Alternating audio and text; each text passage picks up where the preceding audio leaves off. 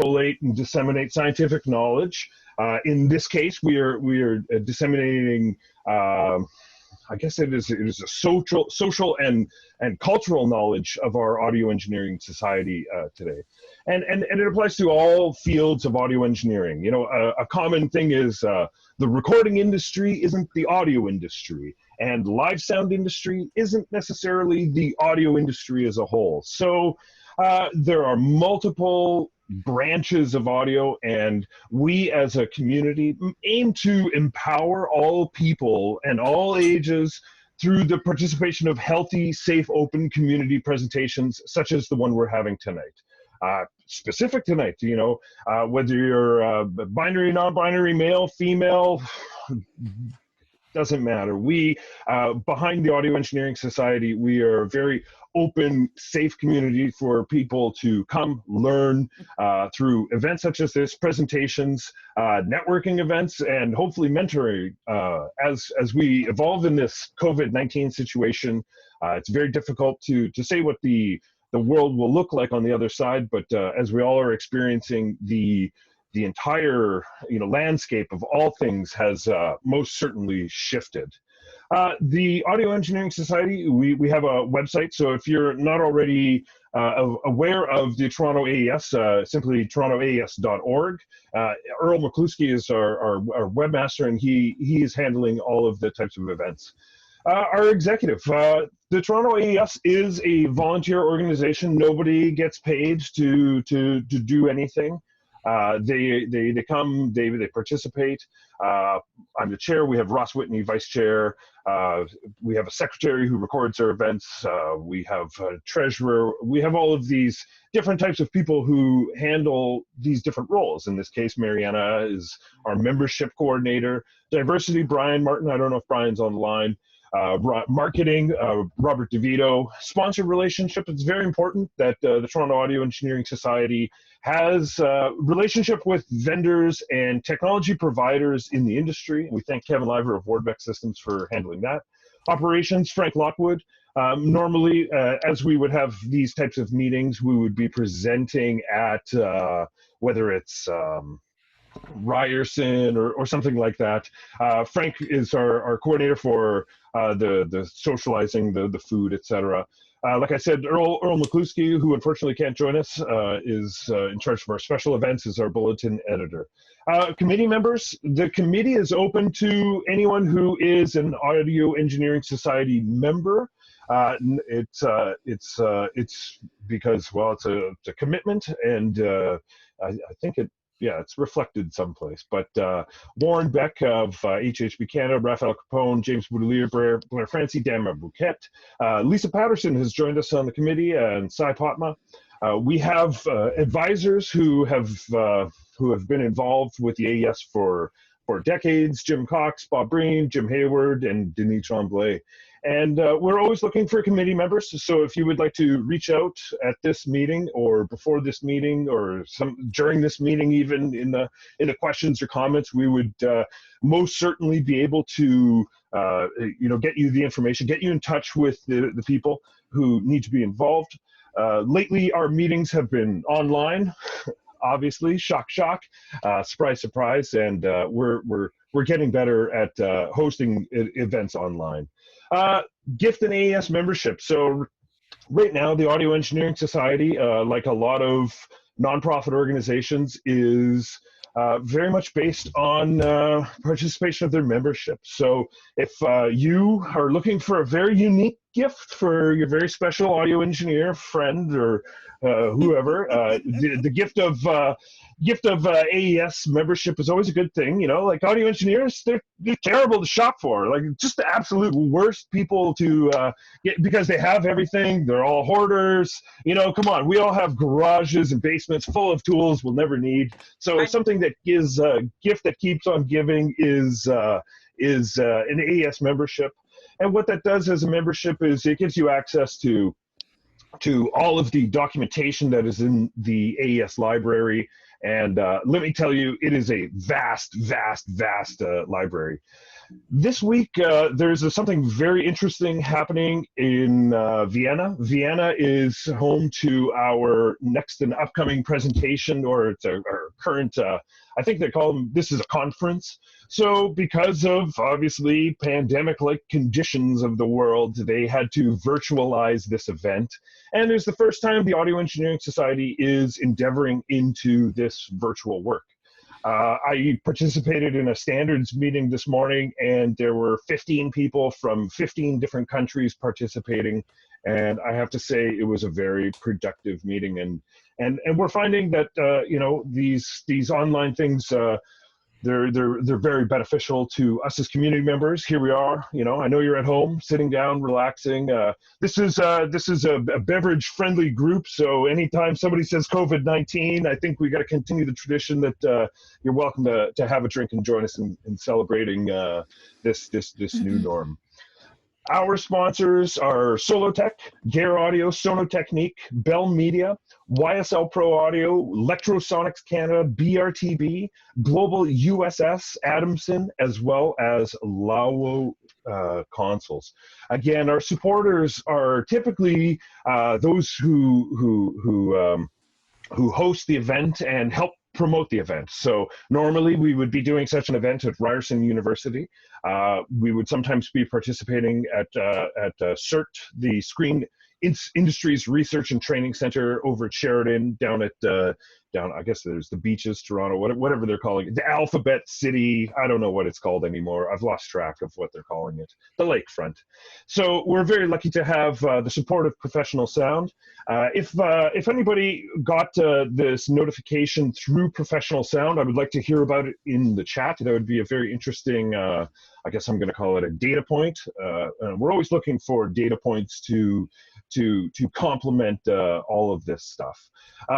We are also constantly looking for academic liaisons for schools. We truly believe that the Audio Engineering Society does not compete with we do not compete with schools. We augment the curriculums that is offered by schools, and we understand students are very busy. We understand students are going through a whole bunch of stuff, and their timelines are crazy. And it comes back to give the gift of the Audio Engineering Society membership, because there is a student membership that is available at a discounted rate. And the discounted rate, I believe, once you graduate or while you're a student, I believe you can sustain it for 1 year's time or 2 years' time without upgrading to a full membership or an associate member. So we welcome professors, teachers. We have, excuse me, pardon, Harris Institute, U of T, Ryerson, McMaster, we're still looking for academic liaison. Eastman School of Music, University of Rochester, Fanshawe, Harold, question. I'm so sorry, that's embarrassing. I apologize. That's me being. OIR to Mark Vogelsang, Humber, Peter Cook, Metalworks. We're looking for an academic liaison who can relay our meeting information to members. McGill, we have Brian Martin. McGill has an AES student members section as well. So does London, Ontario. Sam Hanna is the McGill AES student liaison. Michael Noonan, who is one of our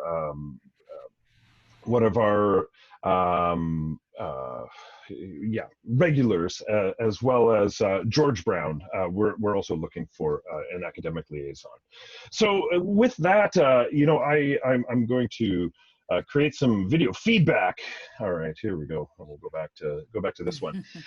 So tonight's presentation, Mariana has produced a fantastic event, and I'm just going to read Mariana's bio. Mariana joined the AES and the executive only a couple of years ago, but as I was being vice chair, her work has been spectacular, and I'm very proud to have someone like her on the executive to run an event such like this.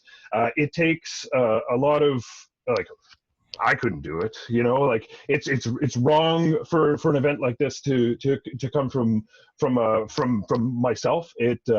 My wife, she works in the disabilities community, and the phrase that commonly gets used is "nothing about us without us." And we're happy to have Mariana run this presentation and do the coordination for it and produce such a fantastic event. Mariana, she is a mastering engineer in town. She's recorded pop, she's recorded hip hop, classical, jazz, mixing and mastering into world music. Mariana has done sound design, scoring, dialogue editing, location sound, promotional videos, film, both independent and commercially released. She has worked projects produced by respected producers such as Richard King, Eddie Kramer, Colin Linden, as well as films produced by CBC and promotional videos for respected organizations such as the Band Center. I believe you did a stint at the Band Center as I well. lived there. So I was a band for a year, yeah. fantastic. I think, another awesome part about being an audio engineer in Canada, that opportunity. And she is currently continuing to provide full service mixing and mastering via the internet to her clients. At our last meeting, she did a presentation on connecting people using Pro Tools, and we're so very lucky to have Mariana run this event, and I guess with a virtual round of applause, let's welcome Mariana to take over, and I look forward to listening to the conversations that happen here, and I look forward to hearing some of the discussion that happens in the chat. Please be respectful to the presenters, and let's keep the dialogue to the presenters. And if you would like to speak, please put it in the chat box, and by the end of this, maybe we'll curate some comments, and we'll enjoy our evening. So with that, thank you, Mariana. I pass it over to you. All right, thank you, Anthony, for that awesome introduction. I was blushing a bit there.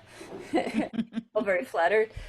So yeah, no further ado, I would like to start off with each of you just introducing yourself, saying your name, your preferred pronoun, what your background is in audio, and brief history of yourself and how you got started and where you are now in your career. So we can start alphabetically. Uh, let's do Allison first. I'll just do alphabetically so it's easier, like visually to like do it. So Allison, Oh, yeah. well, hi everyone. My name is Allison Sokiel. I'm a PhD candidate at the University of Toronto in the field of ethnomusicology. So you might be wondering, what is an ethnomusicologist doing at an audio engineering society? But my work actually addresses and focuses on how women and gender nonconforming producers and engineers build careers, primarily in Toronto, which is fitting, but also, of course, across Canada, and some people have moved around, so also into the States, LA and Nashville. So that's about my history right now. I studied composition and music technology in my undergrad, then I studied music, then I did an MA in ethnomusicology at the University of Alberta, and of course now I'm finishing my degree and my doctoral thesis at the University of Toronto. I think that's about it. Yes. Cool. Now, Annalise, if you could take over. You can hear me now, hey? Yeah. Okay, Yeah. perfect. I'm Annalise Nerona. I am an audio engineer in Toronto. I currently live in Prince Edward County. I started off by going to school at Fanshawe College. From there, when I graduated, I interned at Music Lane Mastering until I got my first job at Studio 306, which led to digital music, which led to 9 years at Manta Eastern Sound. And then since then, I've been mostly freelance with a few stints in some music houses like Grayson Matthews and Vapor. I would say that currently about 70% of my income is from engineering, and the rest is from writing music for commercials and long format, as well as ACTRA voiceover work, and then also just as a songwriter and an artist. as far as engineering, most of my work that I'm doing now is commercial post, film and video game score, and a couple of records a year. When I was at Manta, I did a lot more music. And that's basically me. Although, one thing I would like to rebut to Anthony's intro before we start, because he's right. They're making an effort to give us a platform and to be listening. But I have to say that even for the average younger white male engineer, the AES is not always seem like it's open and safe. So I appreciate that they're moving in steps towards that, but still I say that as a preface to the amount of anxiety I have. Now, also having said that, when I look at the participants, a lot of the usual participants that are at an AES meeting are not actually here. So as far as giving us a platform, yes, but listening could be debated. I see a lot of new participants, a lot of female engineers, a lot of our male allies that we already know that we have are in this group. But some of the people that should be listening aren't here. And not to start with picking a fight, but I just I just wanted to point that out a little bit. So yes, yay. I'm glad that Mariana and Lisa are now on committees and that we're moving in that direction, but it still feels like a bit of a long road to come. Anyway, that's me. All right, now let's move on to Chelsea. Next in actually no, Cass. Cass is next alphabetically, and then we'll move on to Chelsea. Cass, and mute yourself. There you go. How's my level? Is it I just did a Zoom call and someone said that my mic seemed really quiet. Is it coming through clearly right now? Yeah, I can understand. Yeah. Okay, cool. Hi everybody, my name is Cass Beauvais, also known as Cass Forever 43VR. I am an engineer and mixing, recording, mastering, as well as a producer and songwriter based out of Toronto. I also have a degree in electroacoustics from Concordia. Mariana and I have the same education background there, though I was there a few years after. I did my internship at Revolution Recording in 2017, and since then I have been on the staff roster engineer list at Lynx Music from when they started until this time last year. I have worked at the Root Down at Revolution, Soleil Sound, the Hive, various other studios and facilities in the GTA and in Montreal as well. I don't specialize in any genre. I've been currently working on expanding into writing and composing for commercial and narrative with my own compositions and collaborating with other producers and artists. And I'm thrilled to be here. My pronouns are they, them as well. I am non-binary, and that's all. Thank you so much. Awesome. Thank you, Cass. Now, if Chelsea could introduce herself. Thanks. Can you hear me okay? Yeah. Cool. So I'm Chelsea Body. I go by she, her, and I am a Foley mixer and sound editor in post-production for film and television. My history is I'm a classically trained pianist, and I went to school for performance in piano. And from there, I went to Fanshawe College and studied audio engineering. And then I did a post-grad in audio post-production. That led me to Urban Post here in Toronto. I started there as a Foley mixer. And from there, I've been doing Foley for the last 4.5 years. I'm now freelance, and I work majority of my time at Footsteps Post-Production in Uxbridge. We're a Foley studio. And yeah, I do some sound editing and re-recording for independent projects on the side as well. And that's about it. All right, thank you, Chelsea. Now, if Jane could introduce herself, you're the next on the list, on the alphabetical list. Um, I believe you're muted right now, Jane. Spacebar didn't work. There you go. My name is Jane Tattersall, and I'm very happy to be invited to be here. I'm a sound editor and have been for many, many years, from pretty much my whole career. And so I'm not an engineer. I didn't train in audio. I actually have a degree in philosophy, but I did apprentice. So I apprenticed under, and it was just a fluke, like an incredibly talented and detailed and systematic sound editor by the name of Jeffrey Perkins. And so he gave me my training and gave me kind of the structure of how to learn. And I've been doing it now since the 80s, and like really seriously in the 90s. And I founded a company called Tattersall Sound, which was a group of sound editors.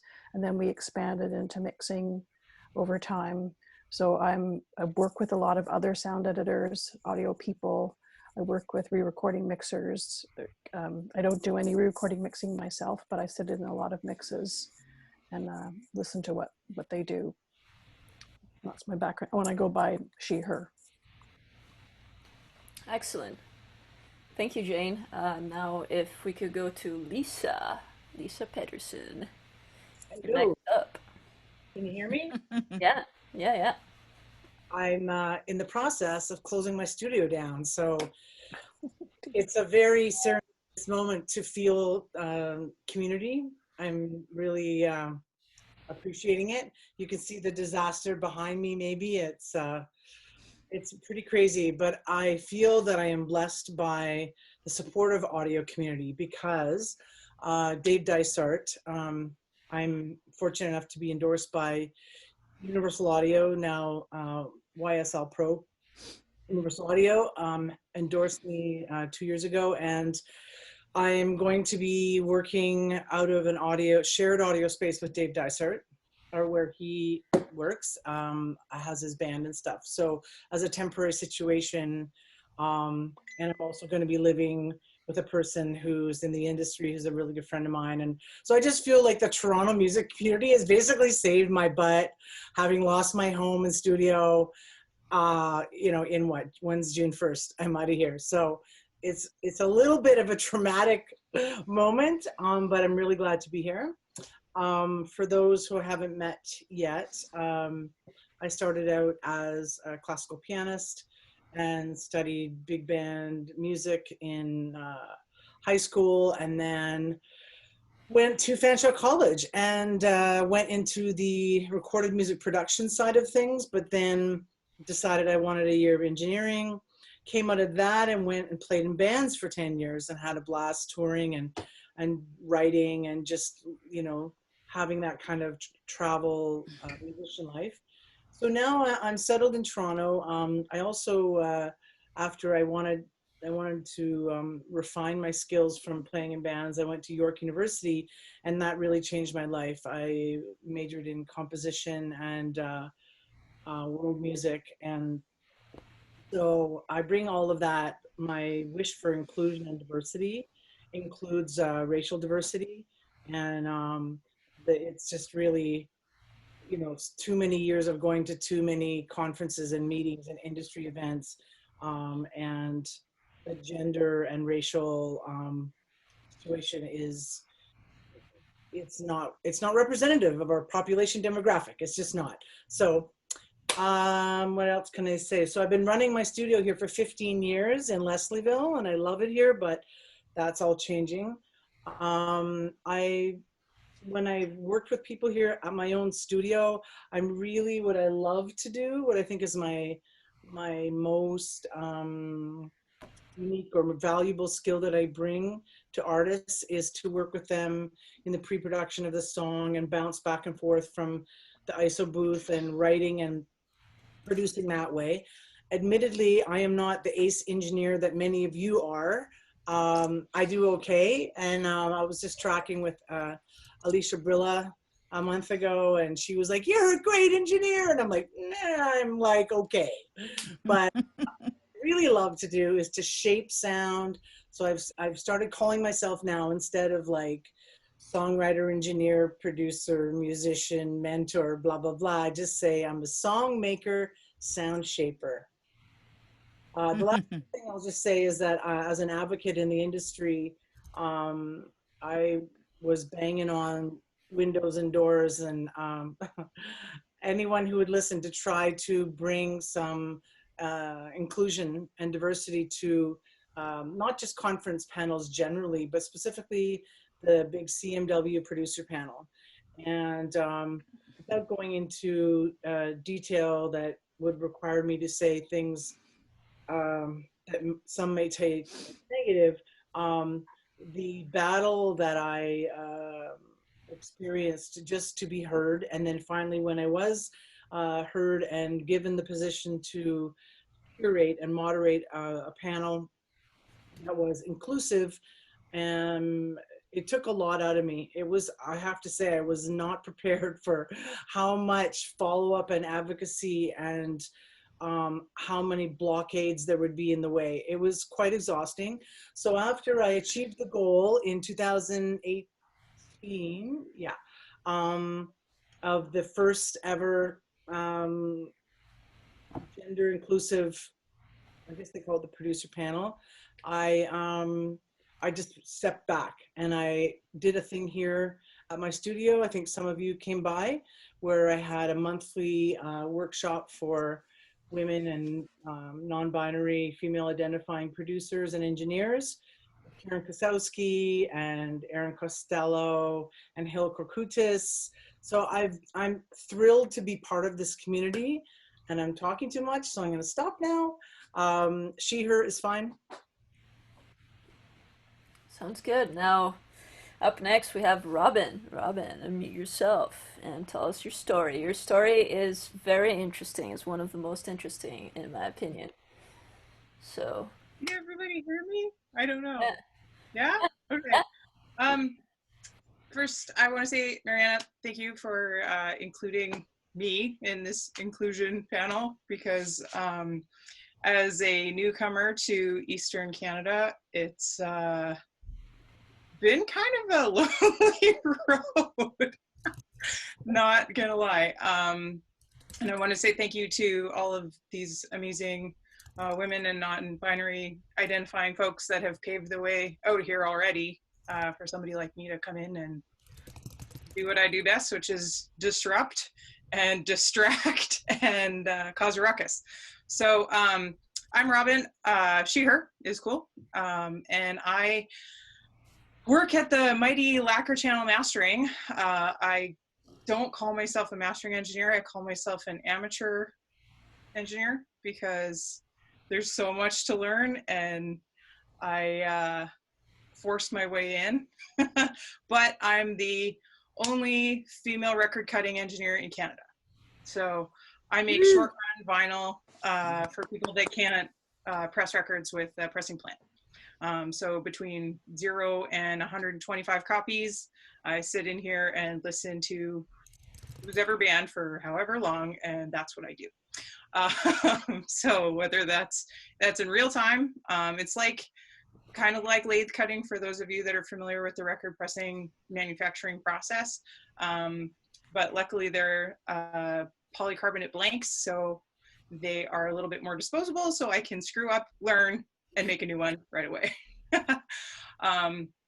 My road started in 2017.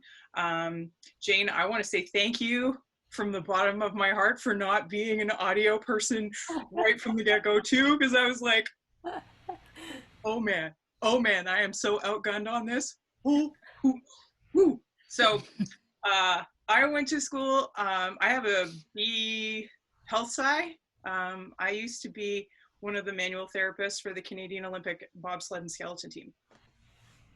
And that's what I did. So I traveled around the world working on big, giant athletes and gold medalists, and I worked with the Canadian women's hockey team.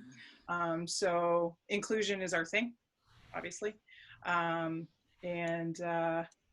In 2017, my contract didn't get renewed, which was not going to delve down into the like cyclone of depression and ridiculousness it was having my total identity stripped. But that happened, and I was like, you know what? I have a bitchin' record collection, and that thing has always been my thing. I've always kind of gone back and forth between music and science. Obviously, like mastering is kind of like the perfect storm of that. So I kind of found my way into it, forced my way into it, I guess, and found a really great home. I've been blessed by being able to make a lot of friends, and have a lot of people teach me things that I probably shouldn't be learning with the limited experience that I have. But I had the good fortune of running into Noah Mintz and Kevin Park at the 2018 Making Vinyl Conference in Detroit. And they said, "You do what?" And I said, "Yeah, it's super crazy. I don't know what I'm doing, but I love it." And they were like, "You got to move to Toronto." So I was living in Calgary, born and bred Albertan, and packed up all my junk, sold my house, moved to Toronto in January of 2019. Here we are. So yeah, I mean, I was apprenticing with Kevin, who in my opinion is one of the best lacquer cutters in the entirety of the world. His process, he's so methodical. He loves everything he does so much, and he's been such a great mentor, forging the way for me. And then Apollo blew up, and that was a bad day for him. Really great for me. I can expound on that if you want me to, but he has been really great and has kind of taught me all these wonderful things. They gave me a wonderful little home here. Got to run into Mariana at a conference, and she became part of our extended family too, and that's been amazing. And yeah, here's me. Sweet, sweet. Well, thank you very much. I think that's everybody, right? Right? Not missing anybody? Yeah, I think that's it, right? So yeah, let's start with the first question I wanted to ask everybody. So, what was the beginning for you? Did you ever feel discouraged to follow this path in audio because of the lack of people of the same gender or people who are similar to you or have a similar identity to you? Are you going back alphabetical again? Do you want to start with Allison? No, and this one is whoever goes first goes first. Yeah. Actually, I wouldn't mind speaking. When I started as an assistant sound editor, there were quite a lot of women in the cutting room. There were picture editors, there was a dialogue editor, there was a sound effects editor, there were some men as well, but there were quite a lot of women. And then I didn't realize until like about 7 years after that a lot of them had left the business. And I think that it was eager to welcome these ambitious young women at the beginning, but once they began having restricting the amount of hours they were willing to work and maybe the types of shows they were going to work on, they kind of got pushed to the side, or they just decided not to pursue it. So, there's that aspect of it that I think is something to think about. Cool. I don't mind chatting about this since I'm older, and so I feel like where I came from is so the beginning for me was obviously Fanshawe College. I'm not sure what it was like when Lisa was there, but when I was there in my engineering class, there were 66 students and 6 of them were women.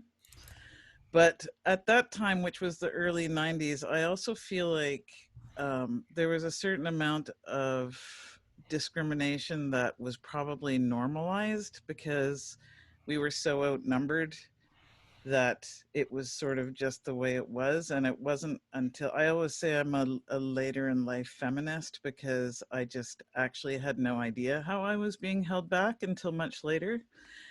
But in our engineering class, 3 of those 6 ended up as assistant engineers at Manta, me being one of them. One of those engineers, you guys may know as Deb Hutchins, who's one of Canada's foremost front of house engineers. She's currently doing Serena Ryder. She's done Jan Arden, David Wilcox, a bunch of things. I think I saw her in this list of participants here too. One of those was Jen Beavis, who worked for BMG Publishing and SOCAN and the CMPA. So we had a pretty strong class, and I didn't feel that discouraged during my school years. And then I think, yeah, that's probably the best way to start. As time went on, I have felt that, and to what Jane said as well, of the three of us who were engineers at Manta, I was the last man standing because I did not want to get married and have children.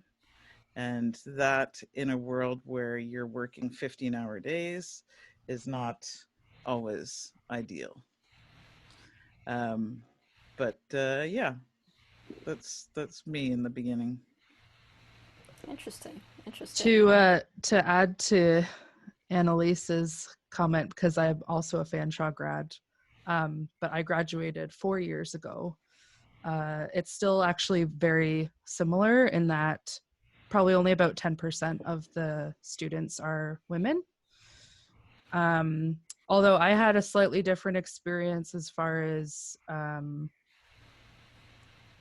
being encouraged to do the more technical roles and be more involved in the technical courses. And this is nothing against Fanshawe, and like Fanshawe was great, the professors are all great, everybody's great, but there was this kind of like subconscious thing where like women were more apt to go to like the business courses, the business roles, and kind of weren't seen as a big player in the more of the engineering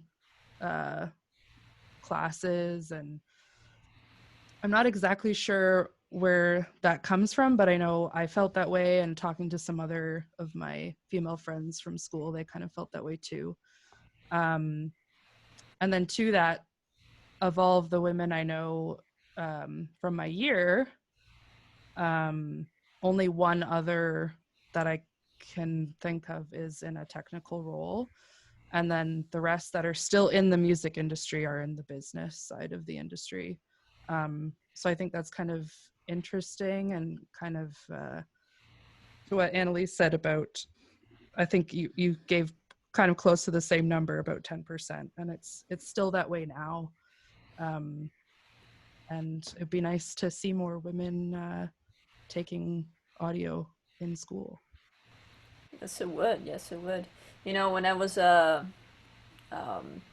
when I went to Concordia Electroacoustic, same program as Cass, in my year there were about maybe 60 within different years. There were about 60 electroacoustic majors, and it was me and two other women. That's it, out of 60 people, you know. So that's, yeah, that gives you an idea. Yeah, in my year there were 4 people in my year, and then 2 other people in the program. So there was 6 out of it was closer to 100. There was 45 in our cohort. So it was 4 out of 5. Yeah. 2 dropped out. 2 left the program because of sexual harassment issues and Wow. Oh wow. with classmates and within discrimination, kind of discriminatory experiences, which was difficult. But yeah, no shade to Concordia. Concordia did a lot of great things for me, and the professors, for the most part, were encouraging and equality minded, if anything. That's true. I agree with that. Got in there. Sorry, Cassie, were you done? Pardon? Sorry, did I overlap you? Sorry. No, you're good. Okay. I concur with everyone. I do think that there's some larger societal and that we absorb as we're growing up too. And like Annalise, I was sort of oblivious to, because I grew up with 3 brothers. So I was kind of like, oh, it's just always like this. I'm always like up against some sort of, pushback. So when I went to Fanshawe, it was sort of a little bit normalized in a way, like you were saying, Annalise. And then it was after I started being more actively involved in the industry, and I sensed the numbers, unfortunately, that you've all given, they're not changing a lot. And one of the conversations that maybe we're going to move towards anyway at some point tonight is how to show, like when I was 10 or 11 or 12, I wasn't seeing, it's like not seeing your gender or race, doing the news broadcast, or, seeing them in this position of holding space and power, perceived power. So I think that modeling that is a key element. Like there's tons of, I've got 4 teens that I'm mentoring right now, like 13 is the youngest, 17 is the oldest, and they are on fire. They're totally into, they started out songwriting. They're like, can I edit my own vocals? And I'm like, yeah, sure, let's do that. Here, you sit here, take the mouse. And now they're just, that's all they want to do, is they want to track and they want to create, but they also want to do the editing. And it's really exciting for me, because I realize, wow, I didn't have that when I was their age. There wasn't that example. So we forge our way. It might be personality based a little bit, but what I do think is hopeful is that, for example, when we did that, I had these 20, I convinced CMW to give me 20 free passes for youth. And by that, I guess I look at it like the government definition, 15 to 25 or something. Free tickets to come to the producer panel, and sit in the front row as like guests of honor. And the allies that were on the stage, Gus Van Gogh and Garth Richardson, they knew in advance that this was a hard-won situation. So when I introduced these youth who had all come, that I'd found through various communities, Garth jumped up out of his chair and he took it upon himself, and he walked down to the front row and he grabbed the hand of one person, or extended his hand and said, here, you come sit in my chair. You see what it's like to be up here. And it was this wild moment of like, yeah, it takes proactive, like you were saying earlier, Mariana, about like the people who need to, oh, sorry, it was Annalise, those who are here listening, maybe the ones who need to be listening more aren't necessarily here. So the people that have the wherewithal and the energy and the power that can try to help the youth see themselves and be, that we all model for the next generations, that this is a totally legitimate career and they belong. Much like you were saying, Leslie, or Lisa, sorry, I toured a lot for, from 2005 to 2011. Like, don't let this youthful appearance fool you. I'm pushing 42. So I worked in production, and I worked with stage managers, and I did all that kind of stuff. And I don't know if I've just kind of won the lottery, or if it's because I've always been a little bit of a ball buster, because my mom's always worked in male dominated industries. So it was never really something that I saw, because she was always just in it and didn't take anything from anybody. It was just like, I do this is what I do, and outworked everybody, put in the 15 hours, put in the 18 hours, worked overtime, did whatever. And I grew up on a cattle ranch, and like, it was just, you do what you do, and that's what you do. So, I mean, coming into this, like moving from working in rock and roll and, being thought of as the blonde girl backstage that was going to service the band, because I definitely had that stereotype thrown at me a couple of times, which was not fun, where I was like, oh, actually, I'm here to tell you what time to get on stage, and here's your money. But thanks. So, I mean, like, those kind of things happen. I mean, sometimes it's how you handle those situations, right? Like, Were there some times that I like sat in my car and cried? Yes. But I didn't let anybody see it. Did I talk to my boss about it? Yes. The one time somebody chest poked me and told me to go get on my knees and like go find something, blah, blah, blah, blah, blah. My boss grabbed a bottle by the neck, threw it against a wall and was like, that you're never going to talk to anybody that works for me like that again. So, I mean, coming back into audio, I didn't see a barrier. I wasn't like, oh, I'm going to be the only girl that cuts records, like put on my super suit. I was just like, hey, here's something rad that I want to do. Let's go. And then by virtue of talking to the people that were doing it, they're like, oh, by the way, did you know? And I was like, oh, that's cool. Right on. I mean, I'm always about like, do the path, turn around, grab the next person in line and bring them with you. So, I mean, you know, I think that's how we can do the thing, is just by having these things and, for lack of a better term, beating a dead horse. But, you know, just like, oh, hey, by the way, we're here too. This is what we do. And sometimes we're goddamn better at it than you are. Yeah. I can definitely feel there. Like, I actually had no clue that there were few women in audio until I actually started my program. I just like, I like doing this, and then I was there. I was like, whoa, it's kind of odd. Like, this classroom's like all guys. That's like when I realized, and yeah, essentially. So let's move on to another question. So let's talk about mentors and allies. Some of you have already talked about some of your mentors and allies, and male friends who have helped you out in this career. Who were some of the people who have helped you out and who put your name out there and supported you right from the start? If you want to put some names out there. I talk a lot, so I think that someone else should start. I have lots of things to say on this because I have been helped greatly in my career, but I would love to hear from some people who aren't chatting as much there, like you, Cass. Yeah, Cass.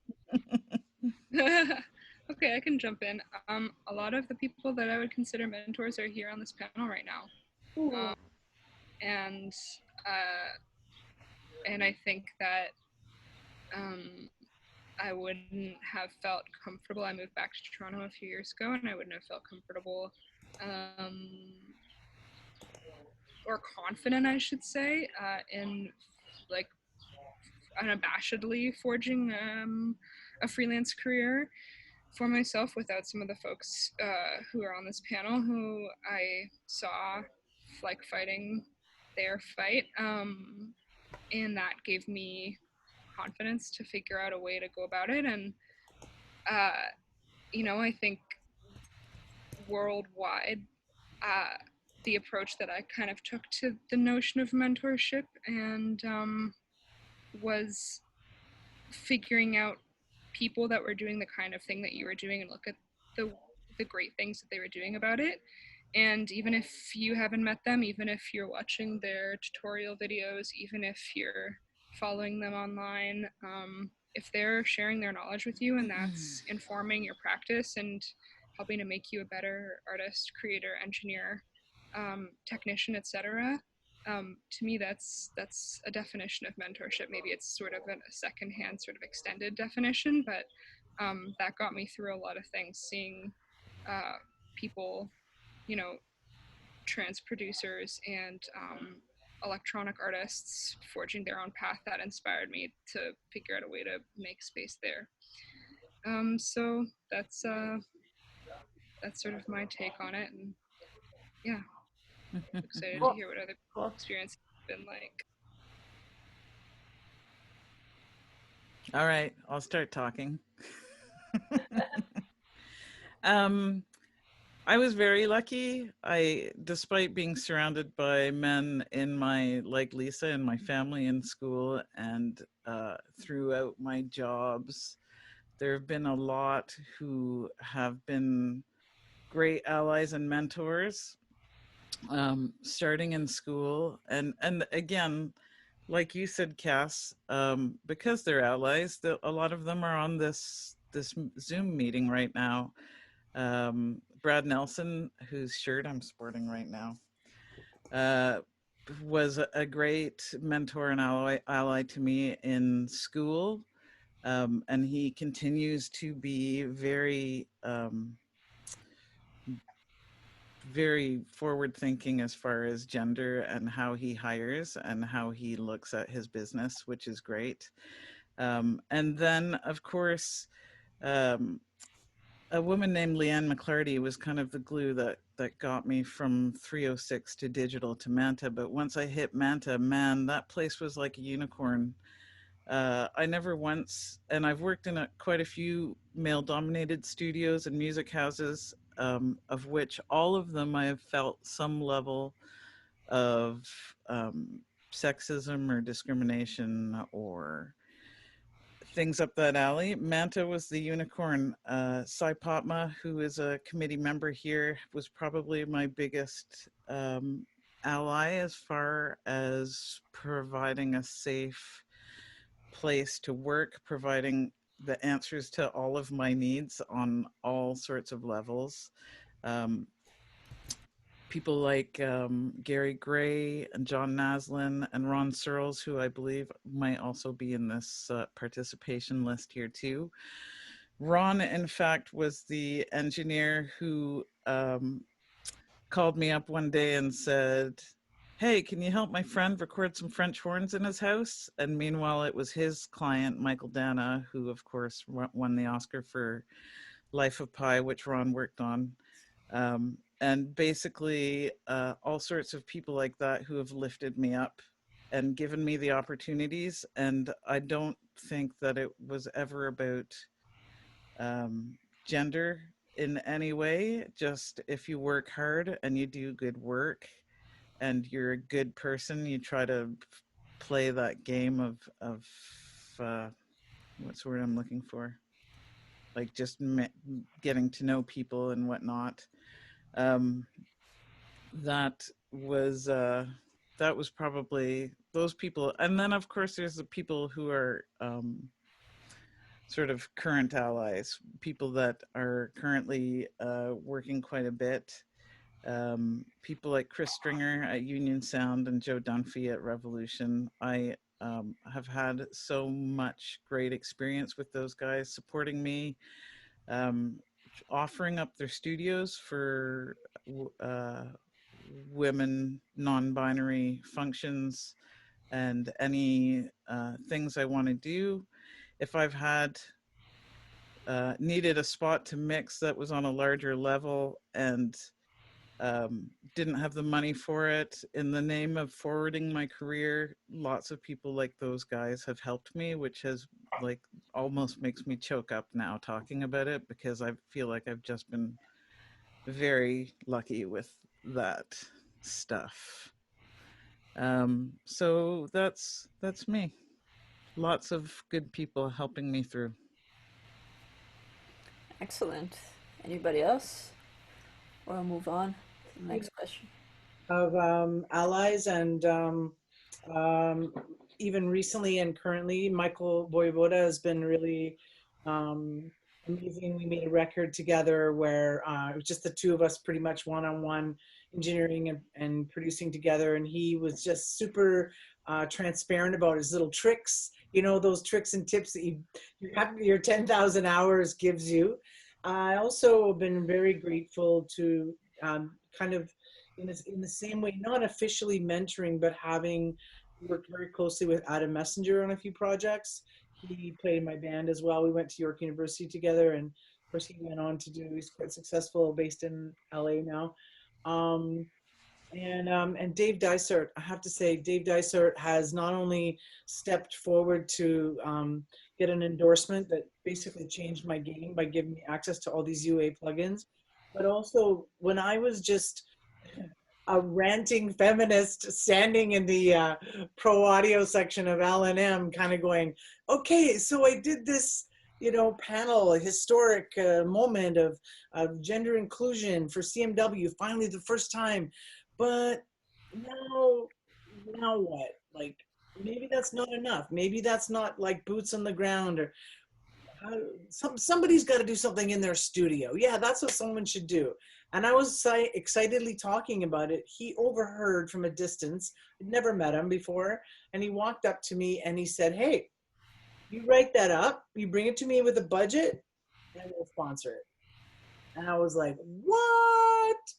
Like, that never happens.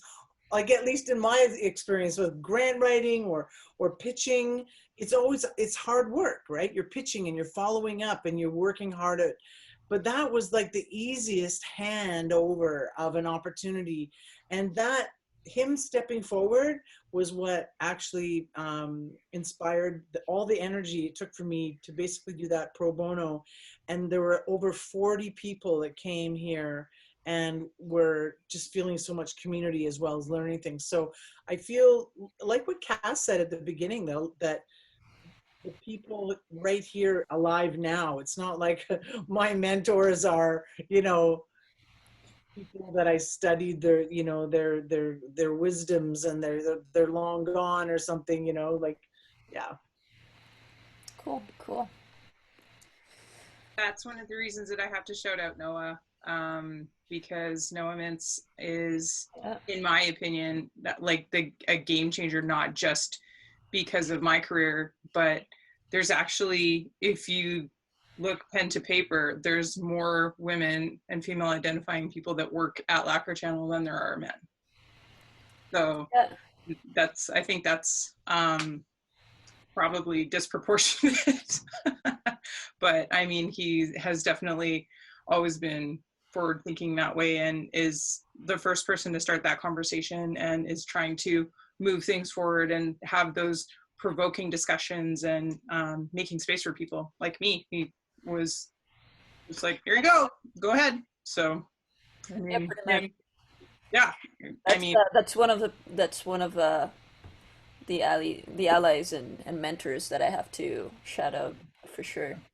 And Kevin Park and Phil Dimitro, like, I mean, I've only been in Toronto for a year and a few months, but I mean, I'd be lost without those three, without Megan Richat, who's another mastering engineer who works with Dynalone Records, who again gave me one of the biggest opportunities of my life to cut 125 records for Dallas Green when I was completely unproven. I mean, that's a little bit of a gimme. I was like, are you sure, lady? Do you know what you're doing? And she had complete and total faith, and we nailed it. And it still highlight of my career. And that was like last October. Whoa. Sage Kim is another incredible mastering engineer. We call her the ninja of Lacquer Channel because she will be here and nobody will know. She ducks in the back door and she leaves. She's like smoke bomb if she is here. It's incredible. I invited Sage, but she couldn't make it today. She's a busy woman. Shoot.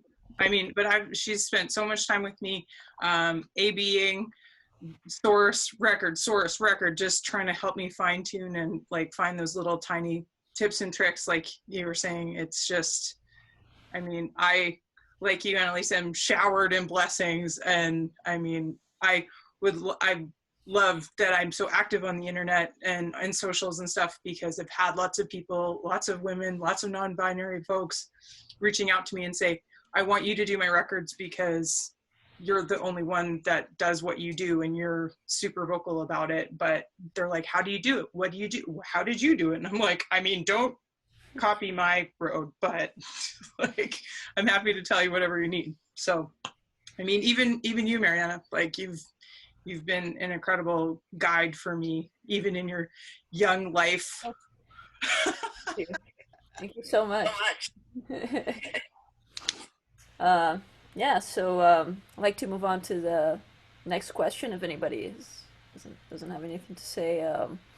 So now it's some story time. If you have one story or one, just an anecdote of you having been rejected for your identity or even patronized, or if your skills were ever questioned, or, you know, and after saying that, do you feel like these situations are intentional, or do you think it's sort of like so ingrained in our culture to believe that technical skills are generally attributed to men. Um, so yeah, if you guys can get started on that discussion table. I feel like Annalise just wants to like crack her knuckles here. All right, kids. Do you know what's really funny? I know I'm coming off like the total buzzkill of this panel. Hardly. No. Do you know what's really funny is that part of me that still feels like speaking out against sexism and racism and ageism in this industry could also be the kiss of death to your career. Now, luckily for us, all the people that aren't our allies aren't really on this Zoom call. So I feel like we're all friends here, but had it been the general amount of the general kind of participants of a usual AES meeting, I would probably hesitate to call out any specifics. This is being recorded just for everyone too, in case there's stuff. Yeah, exactly. That's a warning. That's a reminder warning. Just saying. Yeah. I think someone else should start. I got lots of stories because I feel like not only was I female, I also come into the game being not white. And sometimes when stuff happens to me, I can't discern whether it was because I was a woman or because I was not white or one of many things. But I feel like I'd like to hear from other people too, so I can gauge the intensity of the feedback. I would actually like to offer a story, which is that I had been working as a sound editor for quite a while and had some decent credits and had people who were happy to work with me and with my team, because I by then built up a little group of us that worked together. But try as I might, I could never get. There was a studio that I worked out of, and I could never get any of the people who kind of divvied out the work. They would never put my name forward for projects, and I would like ask them for interviews, like could they put my name forward or could get me an interview. And I realized after a while that the reason they weren't doing this because most of the shows they were doing had a lot of like action in it. There was guns and there were car chases and so on, and they really didn't think that was suitable work for me because I was I was a girl. I was gentle and I wasn't going to be able to do the engines and the violence that was part of like the loud sounds that was part of it. And it may have been a little bit my personality. They didn't think I could just think I had the chops, but that really I realized I was beating my head against a wall. So rather than going after those shows, I actually went after shows where they did want me. So there were more indie projects, more projects that were just by other types of filmmakers or like other subjects, and which are maybe the audio is not as noticeable, but it contributes enormously to the story. And I felt like I learned a lot about storytelling through sound that was not just like how loud your engine sound is. I'm very fortunate as an ethnographer. My job is essentially to tell people's stories. So the stories that I could tell are many and varied, and some that can be said on this platform, and obviously some that can't. But I think perhaps one of my favorites is from Lisa Del Bello. Does everyone know Lisa Del Bello? Yeah. She's legendary. And so she was working on an album with a producer, and she had her manager in Toronto and a label in Toronto. And basically she came forward with this work and she said, hello, this is what we're working on. We have to put this out. This is the time. I'm really happy with it. It sounds amazing. And they kind of pushed her to the side and said, you're not a producer, you're an artist, blah, blah, blah. We'll find a producer for this. So this cycle continued for several months. And finally, after not being able to find a producer for the album, not being able to find a producer to put out the songs, she got frustrated. And so she went to her people, I'll call them, and said, well, you know, I found this producer, he's really hot, he's really up and coming. You know, you haven't even heard of him. He's from New York. He's like 18, so just on cutting edge. And he worked on these songs. And she played the team the same songs she had submitted 6 months prior or 9 months prior. And they were like, oh my God, this is amazing. Like, what incredible work. What's his name? And she said, Bill DeSalio, which is an anagram of Lisa Del Bello. So for months, they were convinced there was a Bill DeSalio, and they wanted to meet the guy. They wanted him to sign the contracts, and nothing happened. So finally, it was like just before the release, and they were like, "We need this person. We need to meet this guy in the flesh. You need to sign it." And of course, she had to be like, "You know, it's me." And even at that point, when they were caught, right, when they caught that even unconscious bias, right, because they weren't being purposefully hurtful or anything. They went back and said, you know, maybe it's not ready. Maybe we need to send it or have it worked over with someone else. Let's hold off on releasing it still. So I always think that's such a clever, you know, story for a young up and coming producer to kind of think of an anagram last minute. But yeah, I know that happened then, and to some extent it still happens now. A lot of producers do use names that are not necessarily easily identifiable for that reason, for sure. Interesting. Cass, I know you may have some stories there, if you want to tell yours. Yeah, so I have a lot of opinions on the subject, but I will keep it short and sweet, hopefully shortish. I feel that talking about diversity in the music community also, you know, we have to keep in mind what like music institutions mean in like a colonial context and an intersectional context, because I think that for a lot of the innovators that I've looked up to, developing my skills and figuring out the kind of voice that I want to have, most of those folks are in some ways involved in underground communities, involved in grassroots organizations and networks of producers, of DJs, of musicians who have been like fighting this fight for years and creating opportunities for each other. And I think that prioritizing those voices, like continuing to hold space for that, and you know, what's going on in the chat is awesome because we're all sort of sharing knowledge and connecting there. But I think that's like really important to acknowledge.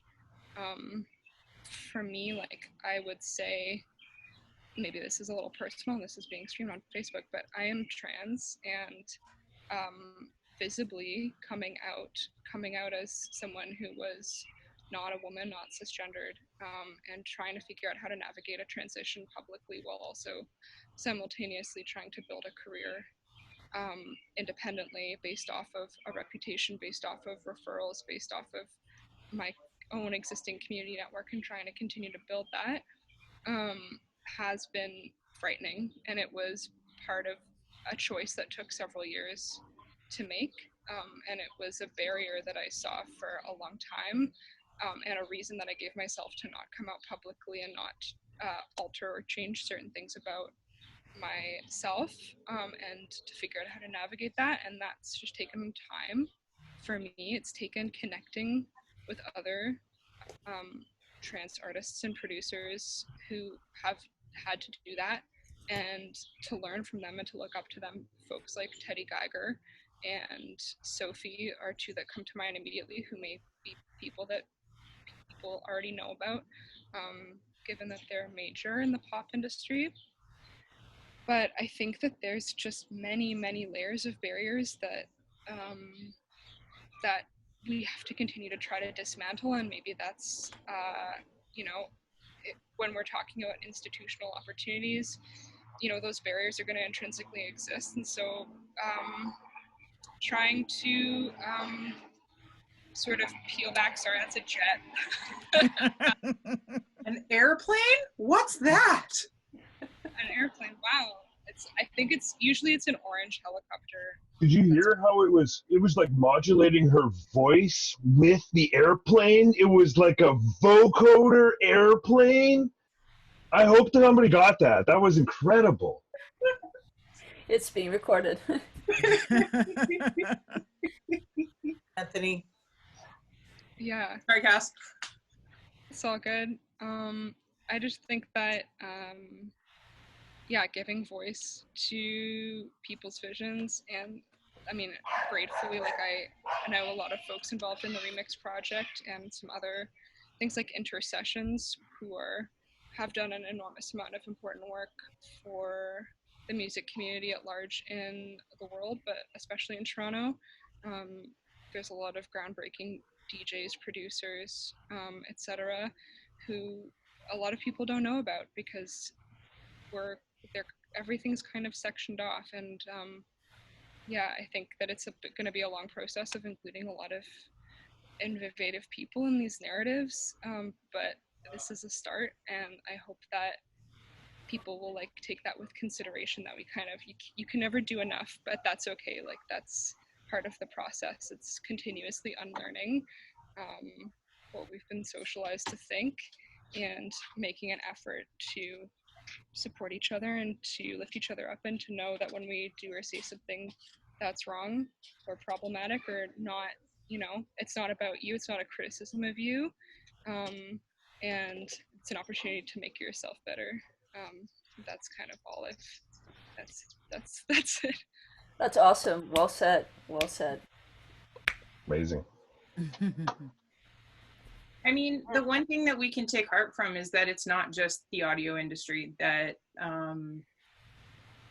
doesn't value women, non-binary identifying people's opinions or ideas when it comes to things. And I can speak from that directly from medicine and having a medical opinion of my own that I gave to a male therapist to take forward to the coaches, because I knew that because mine was really aggressive, it was going to be like, what do you know, girl? So I gave it to him so that he would be like, oh, hey, I have this really great idea.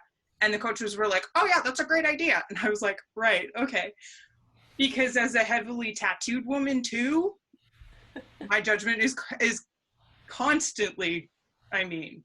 Yeah, you must be a crazy person. Oh, I mean, I am totally, but like, it's not because I have interior decorating to go. Like, you know, it's like, but that's one of the things, and that's something that I can't even remember what book I read it in, but even in the way that women speak and posture ideas, we speak with the lilt at the end to make it almost sound like a question. So if if it's like, what, you can be like, I was just asking. I mean, you know, instead of saying it as a statement. And it's like that episode of Family Guy where Stewie's like, oh yeah, are you working on your autobiography?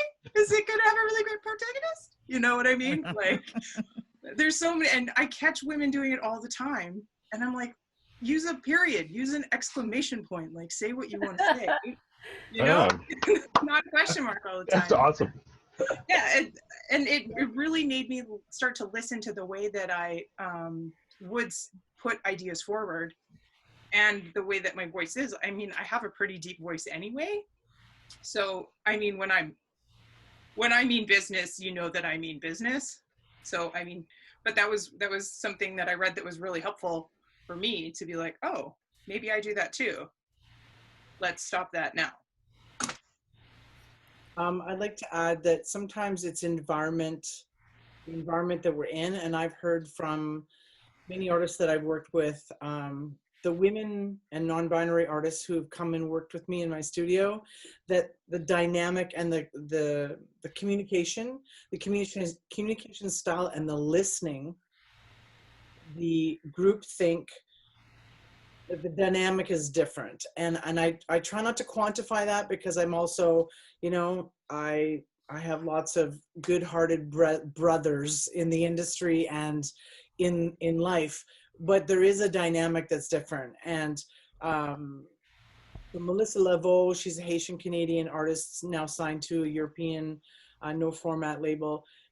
She noticed that. She's a woman of color that, you know, she was like, I've never been able to just say out loud with, you know, confidence, I didn't really like that part. Like, I want to do it again. And I'm like, okay, just, yeah, say that. And also working with Calypso Rose, who's Trinidadian, and she won the Womex 2016 Artist Award.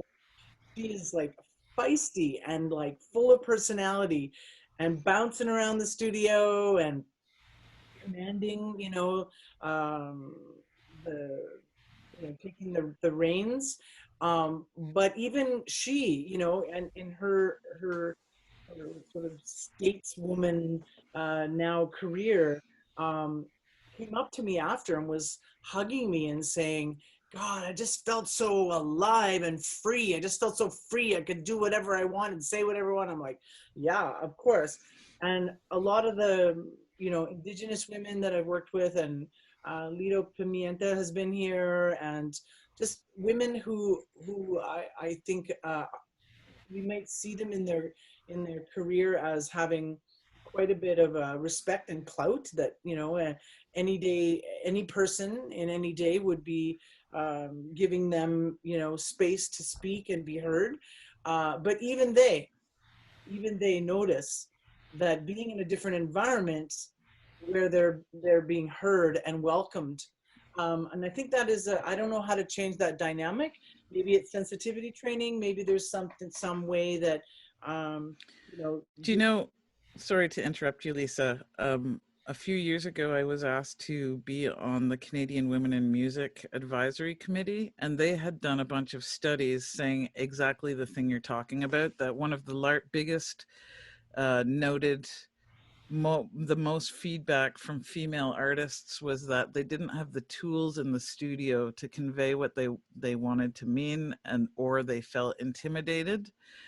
And they didn't have the language to rebut when working with male producers. So it's just as a sidebar, sorry.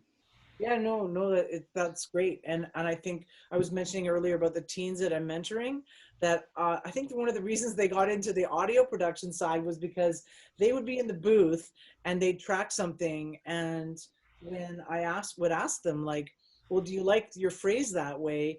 Maybe we could try this or that, and coach them through it.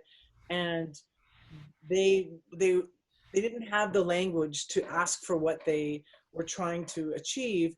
And so then when I realized that, like you're saying, Annalise, I don't have it in a methodology, like as a curriculum, but on the fly, I was like, okay, well, if you feel like your voice is too thin, what does thin mean? Well, these frequencies, and I would just pull out the graphic EQ and show her in that moment, and then you know, drastically EQ, notch and boost, and show like, oh, that's what it sounds like when you sound like that. And guess what, you don't have to put up with that. You don't have to be in the booth behind the mic thinking my voice sounds thin or boomy, or there's too much verb, or it's too dry. And I was like, you ask for what makes you feel awesome, and then you will do your best job possible. So that's an interesting oh, sorry, Mariana, we've sort of tangented over that to that, but language and communication and feeling the confidence to speak up.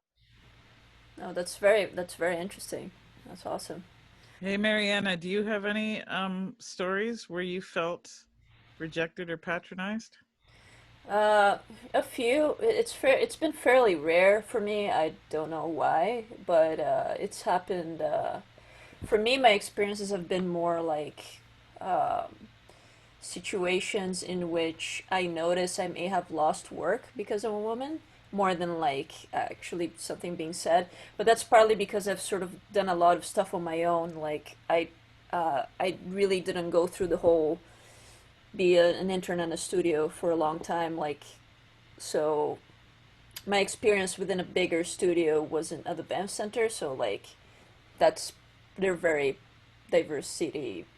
They're very inclusive, so it doesn't count. But I guess, I mean, recently there's been an occasion in which a friend was looking for mastering and made a post, and then like uh, all these people listed their links, their website links and stuff, and he like gave a like to all these dudes. I'm like, dude, literally everybody, and like except me, you know.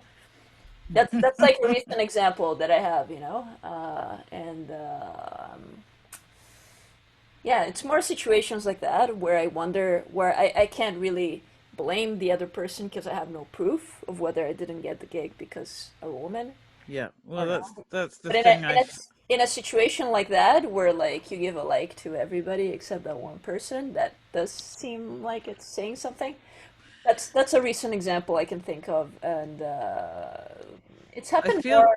You feel what? Sorry. Oh, I feel like that's probably a really common sentiment for women and non-binary people, is that you often can't pinpoint it. Like you couldn't actually yell at someone for some sort of wrongdoing, but you know that there was an underlying bias against you for something. That has come up a lot of times. I also find in the times where I've tried to call someone on that behavior, if and I really, so many of my white male allies are in this group right now, and I don't mean to be offensive, but as a generalization, if that is the demographic, they usually can't even see that they've done anything wrong. Like there's an insidious systemic thing about the preference to males in audio. So you can't really call someone on it, even though you know it's there. So what I end up doing, I have a couple of really great friends. My friend Heather Kirby, I was telling you about. I call her up and I rant all of my tears at her, and she talks me off the ledge. And then I move on with my day and know that it's all the young people like you and Cass and Chelsea that are actually having some change here. And hopefully once we get our numbers up, that this will be less systemic. I wanted to add to that as well. Yeah, it's really hard to tell if you're being discriminated against because of your gender. I actually had an experience where someone explicitly told me that that they weren't sure how good of a recordist I would be because I'm a woman. And we had a good conversation about it actually, because like you said, like in this case, this person didn't really understand that that's not cool. And I think in that case that person has been in the industry so long, I'm the first woman that they've had record them. Yeah, it's true. I get that all the time when I'm on orchestra gigs and stuff, and they'll be like, oh my God, I've never seen a female engineer record an orchestra. Yeah. So I ended up getting some kind of like backhanded compliments in that way, because they were like, yeah, you're really good actually. Like I didn't think that you were gonna be a good recordist because you're a woman. I didn't explicitly say that, but that's happened a lot to me. That's an example. But that I usually forget because I don't count that as like a story to be told. You know. Oh, because it happens so much. No, that is, it's like, it doesn't seem like a problem. It's just kind of is. If I can be the one guy chipping into all of these stories, I have a story from a colleague of mine. Hold on a second. You should introduce yourself. This is Ron Searles. I'm Ron Searles, and I know a bunch of you, and I have huge love and respect for all of you. But just to relate one story, this is through the grapevine, and I won't mention any names, but I know of somebody who was working at Skywalker Sound, and you may know that I believe her name is Leslie, the recording engineer who's worked on so many of the big film scores that came out of Skywalker Sound. She walked into the room, and the guy that was in the room saw her come in and immediately asked for a cup of coffee. Yeah, that happened to me all the time at Manta. And yeah, and this is one of the most experienced film recording, scoring engineers on the planet.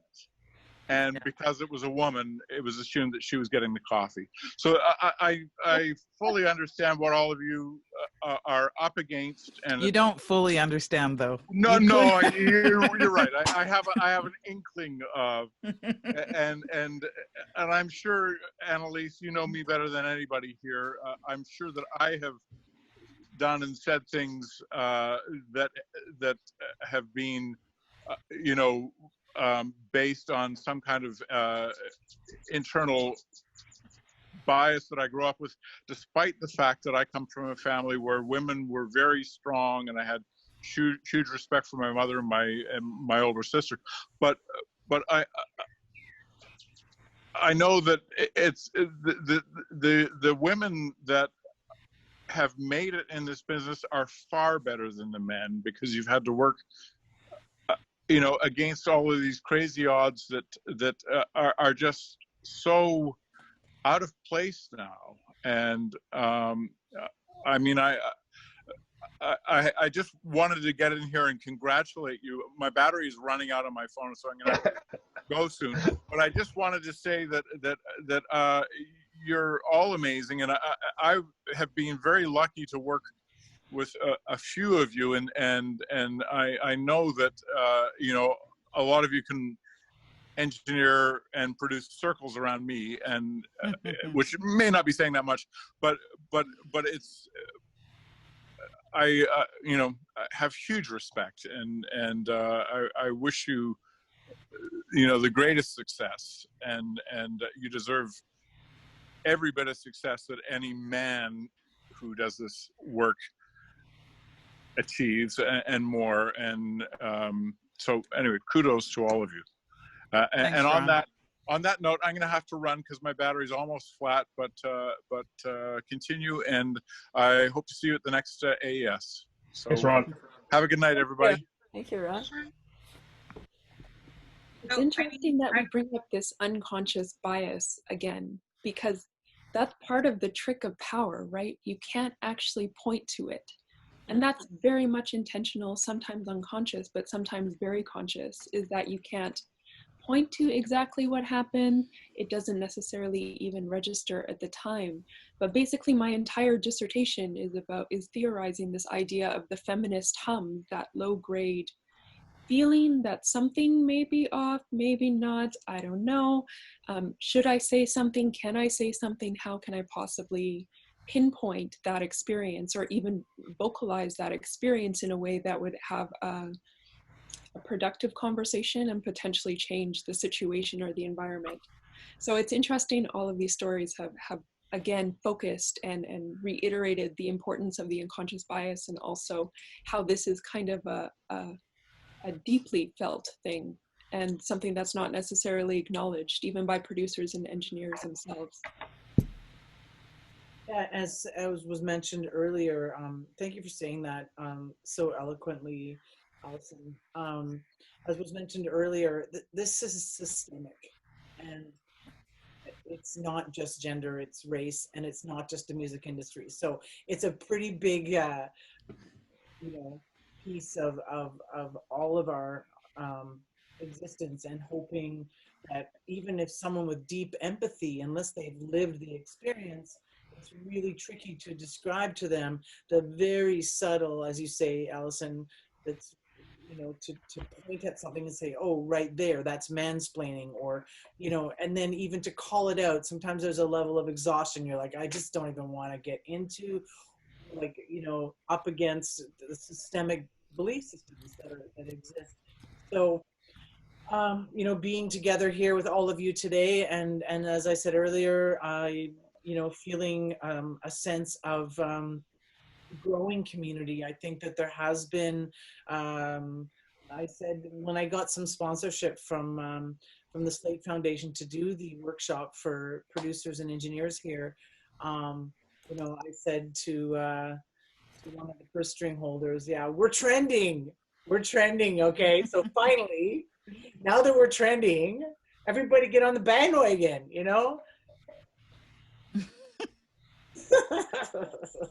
I don't know how many people saw it, but my new best friend that I've never met, Erica, said exactly what I was going to say, where she said, and I quote, "It's taken a long time to figure out how to say something in a way that's accepted by the mostly male directors as not threatening or quote unquote bitchy or pushy. Usually I say it in a way that it's a choice and not a fact. There is a sound in the background that is distracting attention away from the dialogue," unquote. And then I walk away to let them come up with the solution. And I think she nailed it there, because there's a lot of times that if you do, you kind of have to choose what hill you're going to die on. I mean, Yeah, in whatever scenario, right? But I mean, I will always be that girl, because there's so many girls that just back down. So I will be the disruptor 9 times out of 10. I will call out mansplaining because I think it's hilarious. And I'm like, yes, please tell me more about that, especially in medicine. Oh, can you tell me, can you label this diagram of the uterus? Great, thanks. Let's move on. So, you know, like, no, and I hate to say like, choose your lane, but like, I mean, the only way that they learn is when you push back. I hate to say it, but that like, sometimes you gotta roll like a dude to make the dudes understand. And I mean, you gotta bring your voice Anthony. to the table Sorry, almost as loud. I love that, you know, like the pushback thing. Like I'm like I deal with engineers, and engineers, like we're an argumentative bunch. I see Kathy Von Bezel from CBC laugh. I work for Kathy. Kathy tells me what to do, and I love it. It's my favorite thing, and I just want to be told this is what I need to accomplish. And yeah, but you know, Anthony, you're a different kind of, you're not the kind of guy that we're up against. You are an ally. Like I've felt that in you since you coming on the AES, since knowing you through Revolution. Like you are a rarity. Most guys don't want to be told what to do.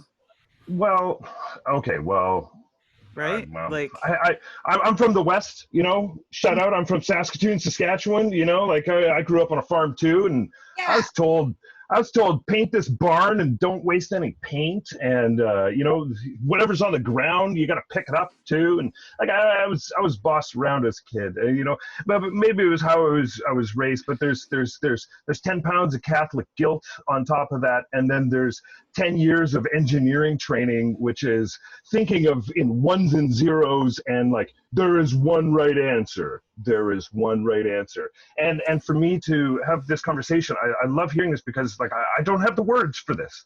I don't have the words sometimes. And so, like Ron there, you know, poor Ron, you know, he does what all men do, which is what I'm doing right now, and I'm just trying to like backpedal, and it's like I'm digging myself into a hole, and I don't know how to get out of that hole without just saying like, well, you're taking some shit for taking up our space time here in the comments, Anthony. Respect.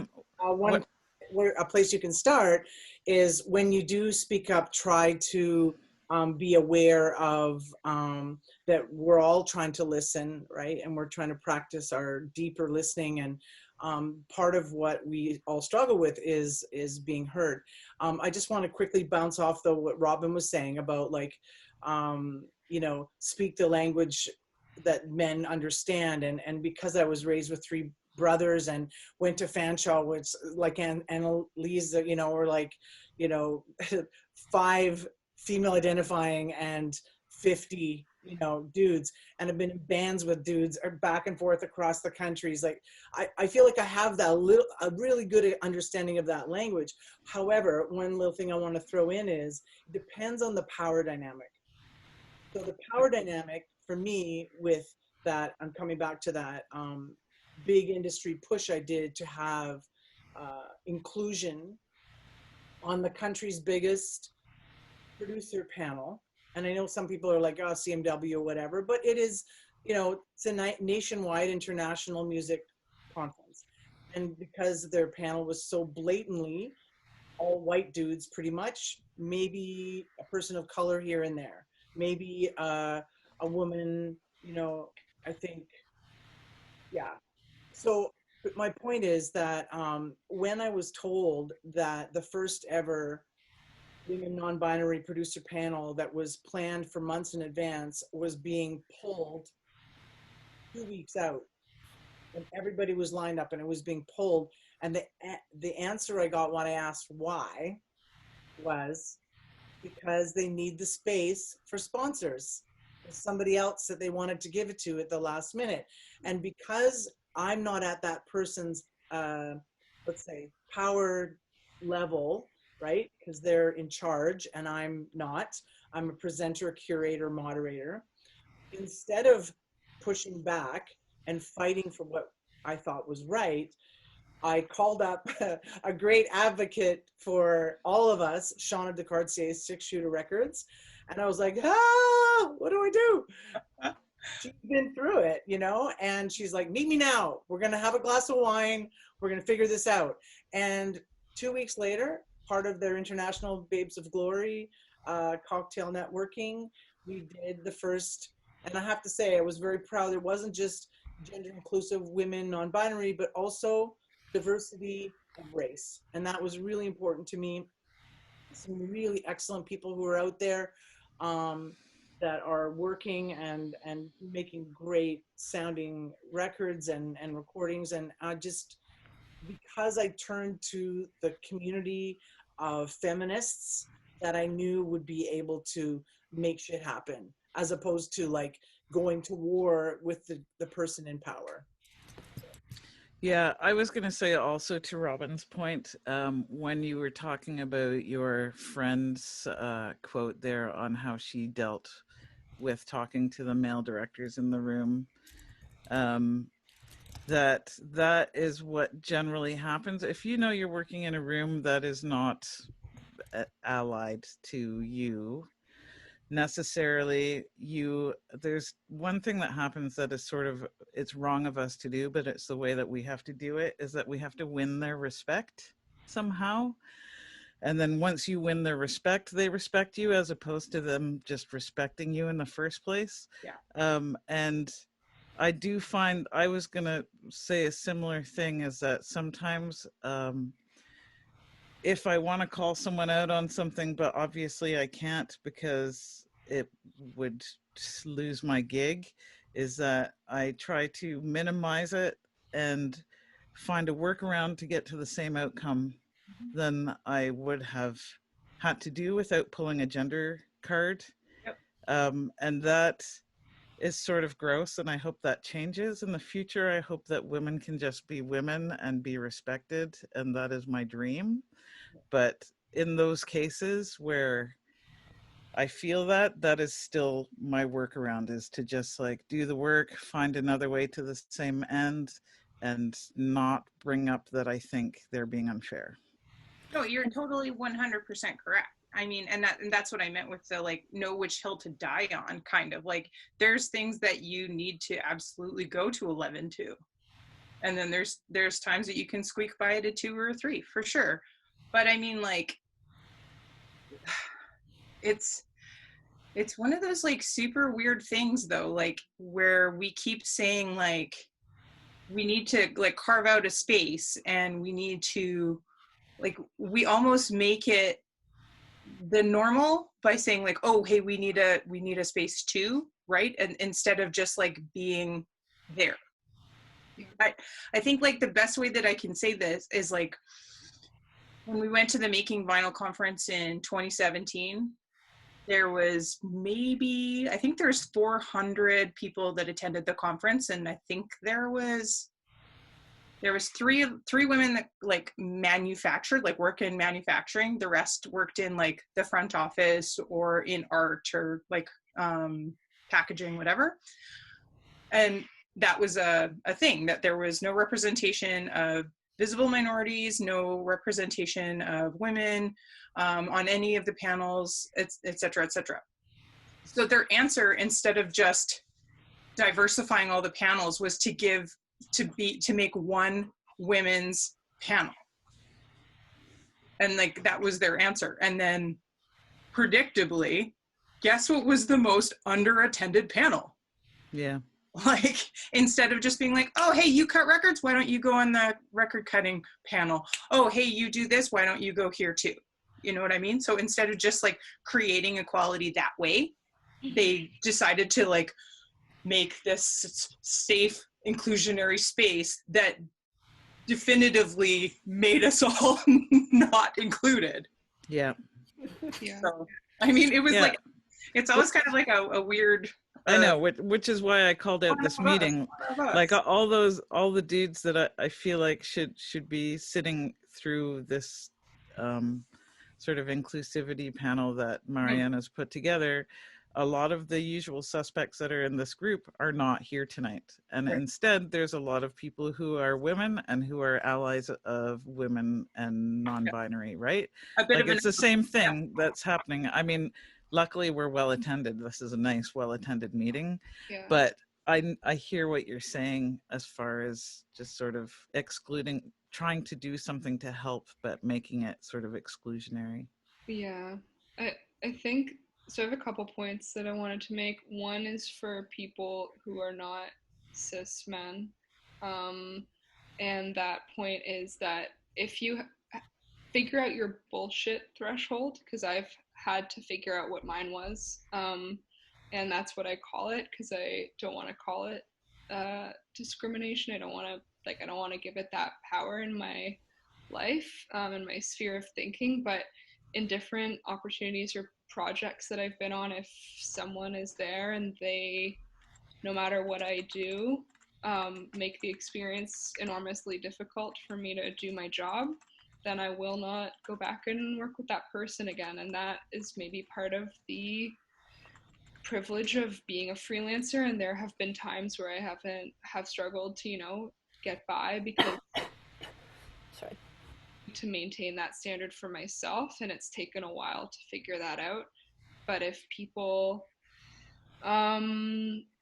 create barriers for you, they're not worth your time. In my experience so far in the last few years, I have fought a lot of fights that there was no winning on them, and I realized that it was a waste of my creativity and energy to be engaging there on my own, and that I was never going to be taken seriously or treated equally by those people and or that institution or wherever it was. And so I had to figure out the people that were going to be allies, the people that I did want to mentor me, the people that I did want to work with, and I took time to figure out who those people were and to find them. But a lot of them are here right now, and a lot of them are speaking on this panel right now. And so if you're in need of people to reach out to help or get some advice from, maybe that's a good jumping off point. It was for me. And then the second point is for people looking to improve the culture of their studio, to maybe improve the culture of their facility. Is there's a lot of available anti-oppression training. There's a lot of available intersectionality training, and trans-inclusive training that's available either online and or people that can facilitate, that are community workers, who you can bring into your institution, your space, your studio, whether or not you have 2 engineers on your roster or 1 or 4 or 15, whether or not you're, depending on your environment, that is something that we can normalize. It's something that Live Sound, this industry, has been working very hard to try to normalize. But I think that normalizing that kind of training is what can at least be a starting point of making a difference. So hopefully that can be something that you can use if you need resources for that kind of training. You can hit me up and I can direct you to people that work in this city to better the experiences of everybody in the art and music field. But that's kind of, I think, where it's at. Yeah, I can share them to you, Anthony. Yeah, absolutely. Awesome. So, given, since we've talked about the present and the past, so what should we do about the future? What can we do to encourage more women and non-binary folk to join the path in this very cis-man dominated industry? What kind of initiatives schools can take? What can each of us do, like, every day in our work lives to make to basically encourage more people to join our path? Mariana, can I, apologies for the background noise. Absolutely, yeah, absolutely. Yeah, I was just thinking about that. My background is audio. I was an audio mixer and radio and TV for CBC, and I'm an operations manager, so I actually hire people now. The last, I don't know, 6, 7 years. And that, Robin, you mentioned something about something to the effect of carving out a niche. And I ask you all back, how have you, and I'm including myself, how have you promoted or mentored someone as well? We all have amazing stories as to how we got where we are. And it sounds like in so many ways we are one of, there's one boom person. My background was mobile audio. My missus, Rhonda, music mixer, right? So I love audio so much, I married an audio gal. Ha. So we all have those, but so I, Mariana, want to reach out that way and say, what have you as individuals, the men and the women on here, what have you done to also encourage the next generation? We have our niches now. Great question. I think that's 100% the hardest thing that you've identified, Catherine, is that we're all so insular. Like, I love to say that I am, like, the pandemic hasn't changed my life at all because I work in the same teeny tiny room all by myself. I go from my house with my dog to the studio. It's rare that I see anybody else. So I spend a lot of time doing social media because I am trying to, like, I guess, kind of fill that gap. And because I'm in a city that I didn't come from, it's a little bit more difficult that way too. I spend more time making records. I'm not really going out to shows, not that there are any shows right now, but CMW was going to be a big thing for me where I was going to try and get out there and meet some new bands and meet some other people. And I've been trying to network with more studios and stuff like that. I love having people in to cut their records with me. I think it's like one of the coolest things in the world. It's sorcery what I do. So anytime anybody wants to come in, like, I'm like, hey, let's ride the magic unicorn together. It's really fun for 5 minutes. And then you're like, I don't want to be here anymore. Okay, bye. But like, you're 150,000% correct. Like, we're all super weird audio nerds now. That, like, I say now for myself. I used to be a social gregarious person where I used to be a therapist. I used to work on people. I was interacting with people every single day. That was my gig. Now I spend 90% of my time talking to my dog. So sorry to no, Catherine. Please. Oh yeah. So to Catherine's point, when you ask how have we promoted, that is a great question, and it makes my heart hurt that I haven't done enough. And as it scrolls by, I see Heather's very concise answer in the chat saying, hire women trans by, like hire these people. That is the best way to move them forward, to give them a presence in our actual working industry. Right, but Annalise, I gotta tell you, and I have talked about this. I mean, and again, I actually, Heather has done some work for us at the CBC. Nisha is on this as well. I'm trying to encourage her to do more as a casual. Sorry, what were you were just saying there? Oh, about hiring people is something that I got to tell you, I don't get a lot of women resumes. Right. So, okay. So then this takes us back to Mariana's original question for me, really. What are the actions we can take to encourage people? So I actually made some notes on this, so I'm going to just go through my notes. Firstly, the networking is totally key. I'm encouraged by the younger people on this panel. For example, Cass, does a great hustle, and they hunted me down last year, and we went out for lunch. They took me for lunch, and we talked about work, how to get work, how to go over the hurdles. And I love that. I don't know that I would have had the balls to do that when I was younger. So I really appreciate that in the youth on this panel for sure. I also think that as the world changes, hopefully it will get slightly better. When I was coming up, there were really only 2 female engineers that had any visibility, that were Sylvia Massey and Trina Shoemaker. And now I feel like there's a ton more. Allison could probably talk to this. She gave me a nice note. Lisa McIntosh had taken a photo of me at the big Neve board at Revolution, and she said that a few women had actually commented on that, on seeing that and knowing that that was a thing that could come about. So I feel like the visibility is great. And then the last thing that I had penned down here as a note was that, and I'm sure a lot of you will have a more in-depth way to say this, but essentially the safe space for education, for sure. I saw in the comments someone wrote, get some more teachers in these schools, which is great. I currently am not teaching at Harris, but I was teaching Pro Tools at Harris. And I feel like having women in front of men normalizes that women are in those roles, especially in the education sense of it.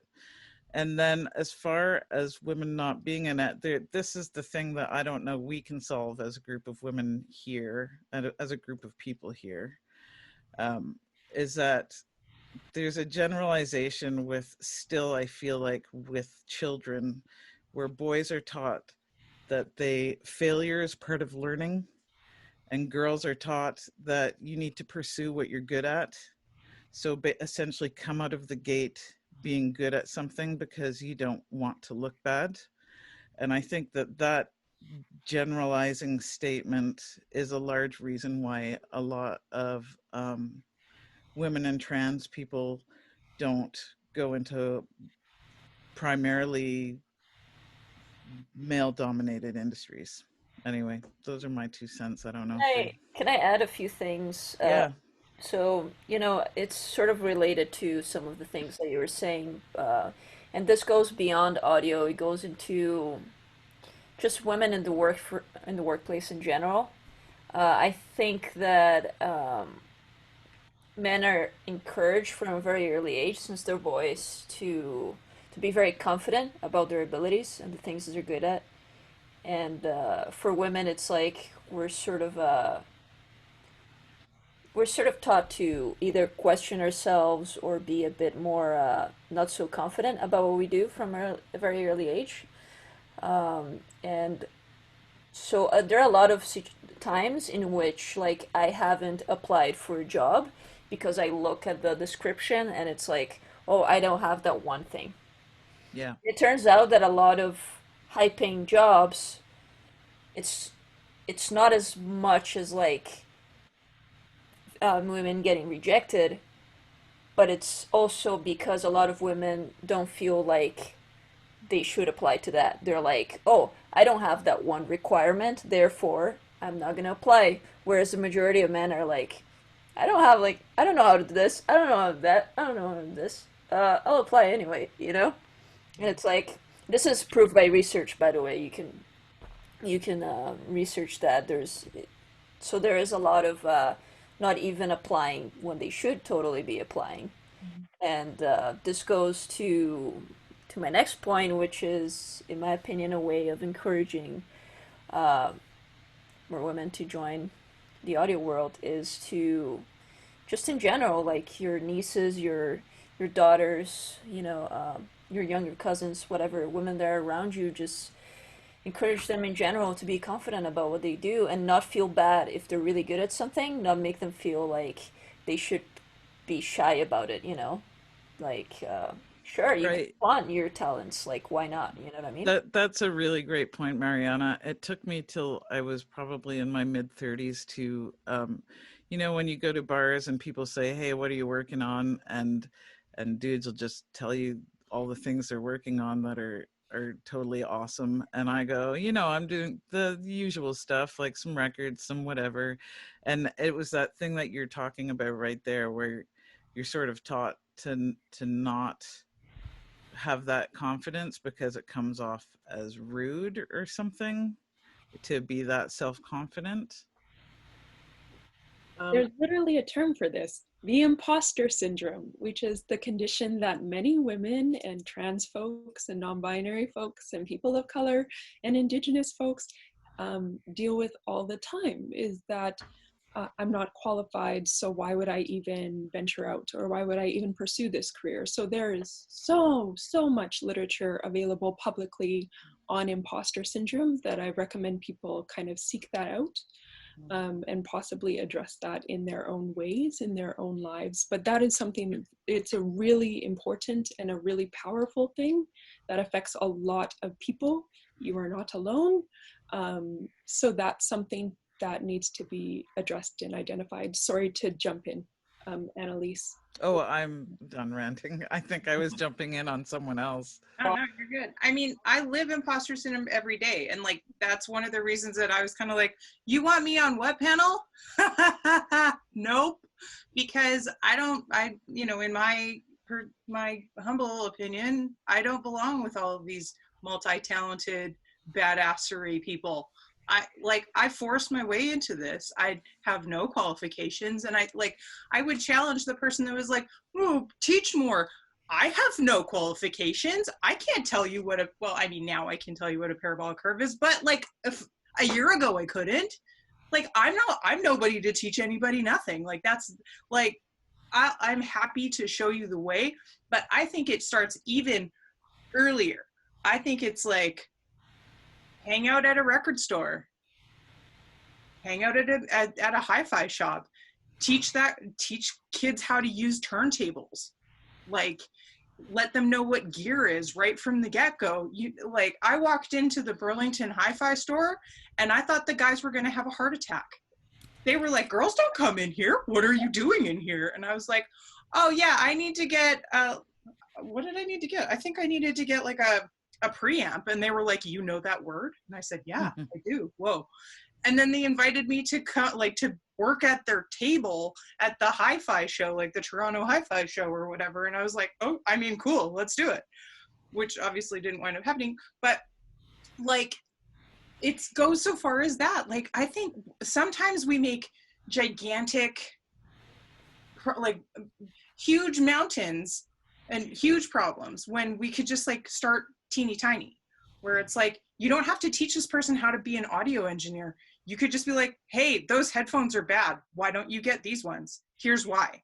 Yeah. And like a really good like on the ground in the moment respond. And there's a couple of examples right in this moment. Cass is here, and Cass I met because she came to these workshops that I was, with the help of Allison here and a few others, like was winging it. I threw it together because Universal Audio jumped on and wanted to sponsor it. Because Cass came here and their enthusiasm, and me being like, "Oh, who are you?" So there were several other people at the workshops who would call me up after and said, "I'll clean your studio. What can I do?" Like that enthusiasm, that chutzpah, the proactiveness. And I wanted to say it's not just with the youth, and I'd mentioned earlier about the bringing some youth forward to the producer panel and the teens that I mentor. But I also want to say that mid-level career, everyone needs mentors, everyone needs networking and opportunities.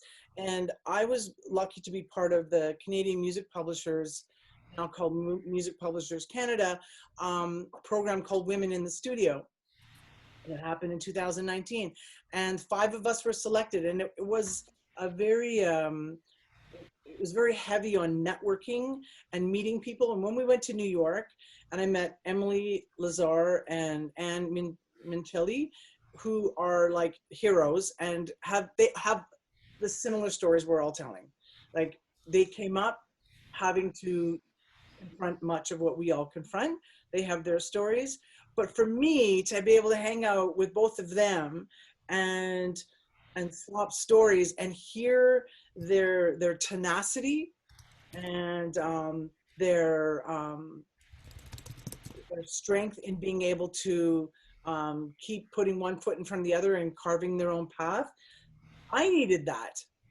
Like, I needed that in order for me to then take that confidence for the future, for the next generation, and turn around to my teens that I mentor and say, you know what? There are people that were like blazing the trail before me, and this is what they're saying, and now this is all changing for the better. I think we're in a time when things are opening. And the last point is just that at that workshop that I had, there were once a month for 3 months, the things that we asked people, we did takeaway forms. We asked people what they were looking for and what they thought they got from it.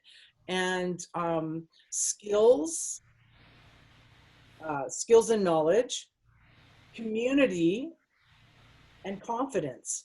So where do you put that circle of, like, if you have the skills and the knowledge, then you have the confidence, and then you're confident to go into a community? Or do you start with a community and you develop this network and then feel this confidence, so then you go out and get the skills? I don't know the answer. But what I do know is that everyone that came said things about, they learned a lot from listening to these great producers who were the leaders, the VIP leaders in the workshop, speak and demonstrate, because I wanted it to be, really hands-on.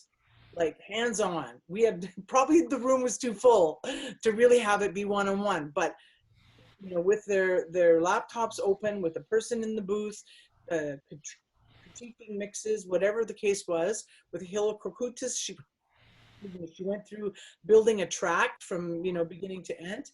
So they got lots of skills, but for the most part, I don't know if Allison remembers this, but there was so much feedback about the feeling in the room, about the feeling of comfort and safety, about the community and the networking. So I do think that your point is very well placed, Robin, about just small acts of opening a door or an opportunity for someone, for sure. And I also think it goes across the board. It's for the next generation, but it's for all of us to refer each other for work or whatever, But I think it's really an echo chamber, though. Like, you're talking about mentoring and talking to people that are already in audio. I'm talking about, like, talking to the junior high band class and being like, all right, this is what a PA is, kids. This is the difference between an XLR and a 1/4 inch. Like, taking it back to the, like, grassroots basic level. Here's an RCA cable. This is how you plug in your speakers. Like, that kind of stuff. Because, like, yeah, if you've got some education already, that's great. But I mean, like, there's so many, I think, and like, I made a huge career change. I still don't have that knowledge. I'm working on it. But, like, there's people that are gifted in so many other avenues that might be badass engineers. They have a different skill set, but, like, how do we capture those people that are willing to, like, think outside the box and look at different problems and be leaders in different ways? Like, that's the, like, those are the kind of things that I'm trying to, like, reach out to people where, luckily nobody knows anything about vinyl. So I get to talk shit about records all the time. And I'm like, this is what this is, and that's what that is. And, here's what you need to know about turntables, and here's how you weight a tone arm. And I've had lots of women talk to me about, like, how empowering it was to be able to be like, now I know how to change the 12 o'clock blinking thing on my VCR or my DVD player because you taught me how to do that. You know what I mean? So, I mean, it's just like little things like that where they're like, oh, now I'm going to go upgrade my speaker cables because I'm not scared to walk into the hi-fi shop. Or now I can go ask for that limited edition record because I feel okay about going into that place, and, like, making those places feel more safe and more inclusive because that barrier doesn't exist anymore because of a little bit of knowledge. And it seems like if you have a little bit of a tidbit, then that's kind of like, will help more people get more geeked about things. I mean, maybe that's just my experience, but that's where I see this happening, because this like echo chamber of things is like, I had to break down the door to get into this. And I mean, just because I'm tenacious and decided this is the way that I wanted to do it. But I mean, there's I don't know, 15 more women out there that would probably be better record cutters, but don't have the balls that I do. So here I am and they're not here. Yeah. Hyping people up, it's like no money and hardly any time, you know? Like a way to support people's stuff is just share it. Like send it to your people.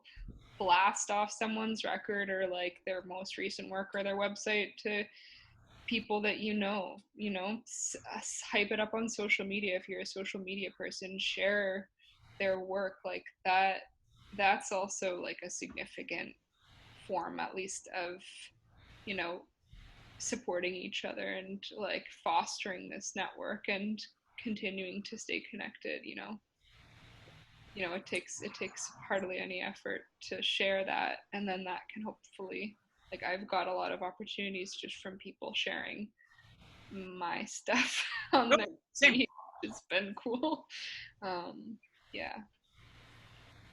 I think one of the great equalizers has been being able to do your own research, going online. You know, before it used to be, and again, I've been in this business for over 30 years, it used to be that person had the manual, and if you were lucky, you got a couple of photocopied pages, or if you were lucky, they shared with you bits and pieces, and they being anyone. And now you have the opportunity to be the geek and pursue anything you want, not just formalize training, but just also doing your own research. And I think that has helped a lot. Yeah, that still helps me now, especially after you've been in the industry for a while, when there is new technology or new plugins or new programs, and you feel embarrassed that you don't want to ask. Almost everything, you're right, is found online, and you can educate yourself and keep yourself up at that level, which is a great thing. You don't have to be a part of any club to get that information. You just have to want to do it. So, yeah, those are some really interesting points. I definitely agree. So, we have a few minutes left, and before then, I would like to ask if Allison could give some interesting statistical data before we open the floor for questions and comments from people that are outside of the panel. So statistical data about like what's going on right now, essentially. Yeah. Okay. To give some interesting insights about your research, essentially. Yeah. So, I mean, one thing I should clarify is that I'm not a quantitative researcher. I'm a qualitative researcher. So I deal, again, with stories, with ethnography, and with this idea of these understandings of people's intimate and particular lives versus a generalization of like, women feel this, non-binary folks experience this, trans folks experience this, because I can't generalize for everyone. I could not pretend to be able to do that. So it's very particular. So that's the first like little preface. But in terms of just kind of an interesting thing that developed over the course of my research, when I started, I didn't know many people in Toronto. I'm from Alberta as well. So, I mean, that's where I am right now.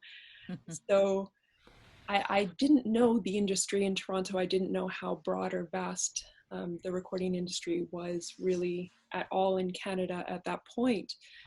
So I asked people, you know, who do you know who's working as producers? Who do you know who's working as engineers? And a lot of people told me there are no women, or, well, your research is going to be very boring. There are 2 women, and that's going to be your study. And I was hearing this over and over and over again. And sometimes people would say, you know, there are so many women, and then they would not be able to list one person. So the narrative was really confusing in terms of how they were presenting that information. But I mean, now at the end of my research, I've talked to over 38 people, just and I haven't spoken to everyone. So in terms of what's actually happening in real life versus what the statistics depict, there is a difference, I think. I know the Women in Music Canada group did pay for a study that was released in 2015, and I can share it with you. I have some of the parts highlighted. Oh, I can't share it with you. That's okay. But you all are welcome to go find that Women in Music Canada study. It was published in 2015, and basically what they found with their research, and they only surveyed 455 people in Ontario specifically, they found that 6% of the respondents were producers or engineers. So that was the statistic I had anticipated going in. And of course, this varies greatly. So if you look at the Annenberg initiative that was recently published, I think a couple years ago, and their data spans from 2012 to 2017, they found that of the top charting Billboard hits over about, I guess 10 years, whatever, they found that their statistics showed only 2% of producers were women of the 600 songs that they collected. And of the 651 total producers who were working on the songs that they surveyed, only two people were women of color. So I mean, in terms of diversity and inclusion, it's often shown not as being not diverse and inclusive at all. However, as people have already hinted at, there's a lot going on. There's a lot going on that's not showcased or highlighted on the mainstream. There's a lot that's not necessarily showcased or highlighted at these types of broader panels. But there are a lot of cool things happening in Toronto, incredible collectives and groups that are making really wicked stuff in different genres and different styles, and they're just not necessarily getting the attention that a lot of other people are getting. So that's something also to consider. So I think in terms of like what the statistics show us, which again, I'm not a math person, I'm a stories person. There's a lot of variety and a lot of diversity. It's a matter of how that's presented, how that's covered, and again, how that's modeled in different institutions across Canada, as well as in Toronto. So I think it's hopeful for me to see that shift and to see there are more than two women in music production, audio engineering. But yeah, there's a vast array of experiences and a vast array of people working in the industry. And so that's something we need to remember. People have always been doing this work. Women, trans folks, non-binary folks have always been doing this work. So it's a matter of kind of linking up those histories, which is something I'm attempting to do in my work. So yeah, I encourage you to explore that, and eventually when my dissertation is published, you will all have access to that as well.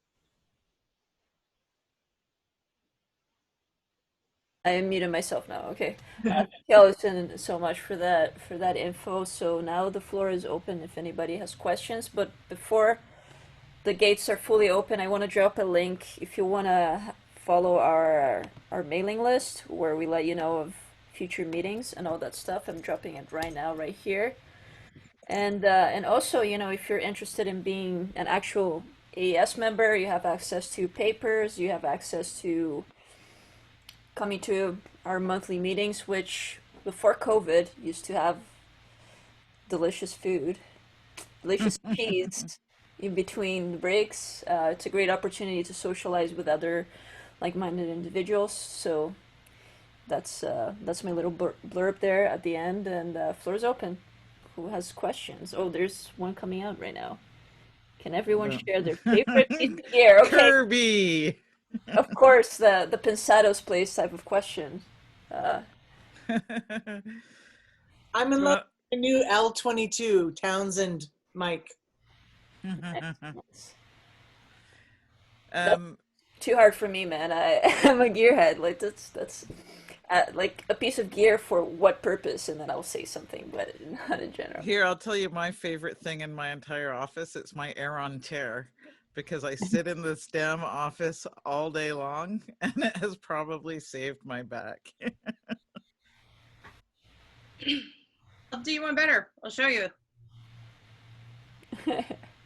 This is my cutter head. So teeny tiny speakers attached to a little teeny tiny diamond. I like to say it's the most satisfying diamond that I'm ever going to have because I bought it for myself. And yeah, it helps me make records. So this is it. Yeah. Sick. I'm at work right now. I think my PC. Oh, Chelsea, you go. Sorry. I was gonna say, do plugins count as gear? Yes. Yeah. Okay. Absolutely. Isotope saves my ass every single day. RX? Of course it does. I think my favorite piece of gear is whatever is helping me make the best thing in the moment.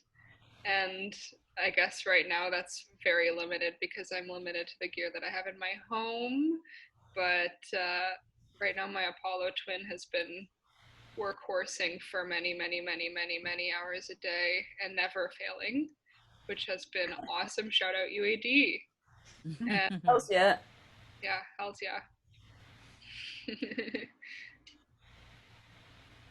My partner and I recently bought Amphion monitors, and they're very gorgeous and very good for a small space. So Awesome. also quite pricey, but beautiful sound. Sweet. I almost bought those actually a while ago, but ended up going for Focals. Yeah. I just bought a pair of focals too. Actually from James Paul, who I think was in this participant list. I just bought focals too about 6 months. I mean, That was fun. yeah. There's so many other speakers that could probably are better speakers, and people will argue that are really great, but they're also like 3 times as expensive. Yeah. So focals are a nice speaker in that price range that's expensive enough to break you a little bit, but also like not as expensive as the really expensive speakers. Yeah. And great for most genres too. Yep. Too. Could I offer something back to the relevant topic? Why don't you introduce yourself? This is Brad Nelson, my friend I was telling you about from college. That Hey, helped Brad. me. Hey, hi everybody. Thanks. This is really great tonight. And yeah, Annalise is my very best friend. She was actually my best man at my wedding, and she's my son's godmother. And yeah, we've met at school.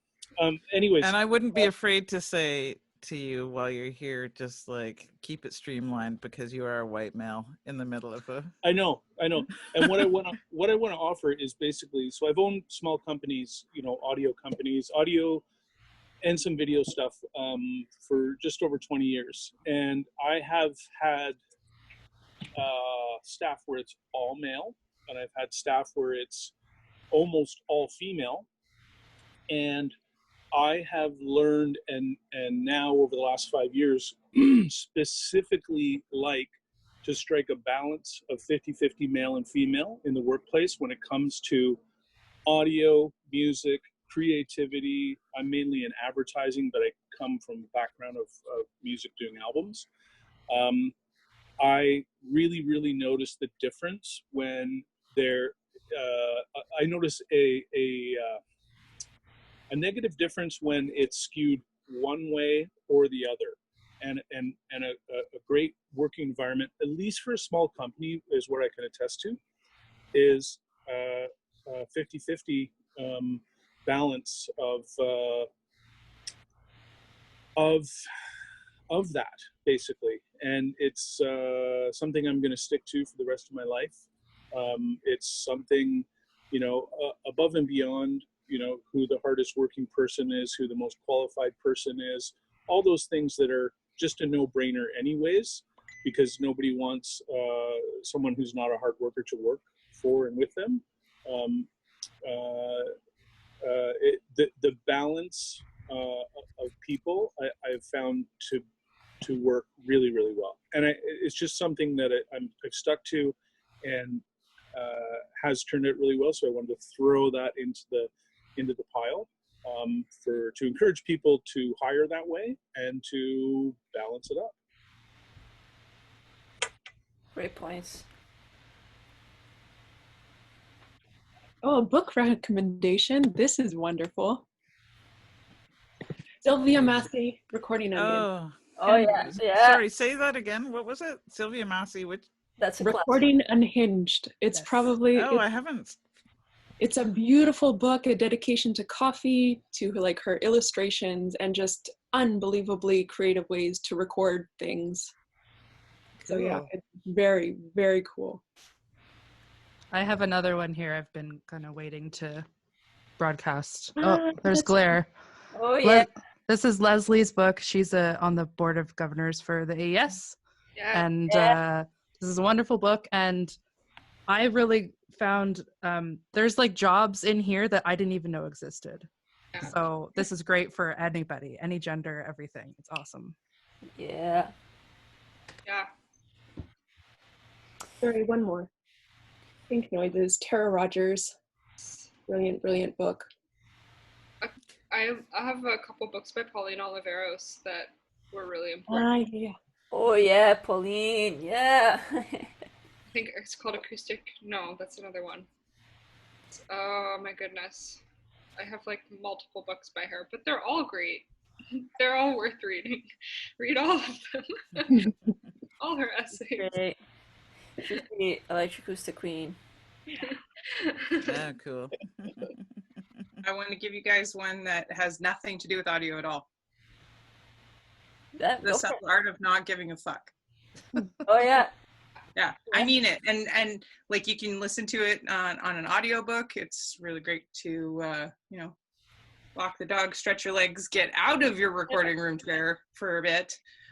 But helped me make a huge transition from my therapy life into making a go for this, and really understanding like where, and Cass, you were kind of talking about this before, like what's worth your time and who's worth your time and who's worth your energy, and like what will give you the most back. So I mean that one was huge for me. So yeah, I really enjoy the Music Producer's Survival Guide as well. That was a good read. There's also that, I think it's called Everything You Need to Know About the Music Business, something like that. All You Need to Know About the Music Business. And that one is pretty helpful too if you're looking for questions. Like I've gotten a lot of questions answered about publishing. There's a Canadian edition as well that's like more about the legal side of music stuff. Both of those were really informative about really niche, awkward stuff that is hard to find on Google, but easy to read in the book. So we have a question here. Any recent records that blew you away from an audio perspective and listener perspective? Oh my gosh. Where can yes. So there's this really amazing band called August Burns Red, if anybody likes screamy music. Their latest record is called Guardian, I believe. And the super amazing lacquer cutter guy that I know from Seattle, so his name is Levi, he did it as a half-speed master lacquer cut, and it bangs. It is one of the loudest records I've ever heard in my life, and it is, it's a piece of genius. It's so good. So if you want to get your scream on, August Burns Red, good one.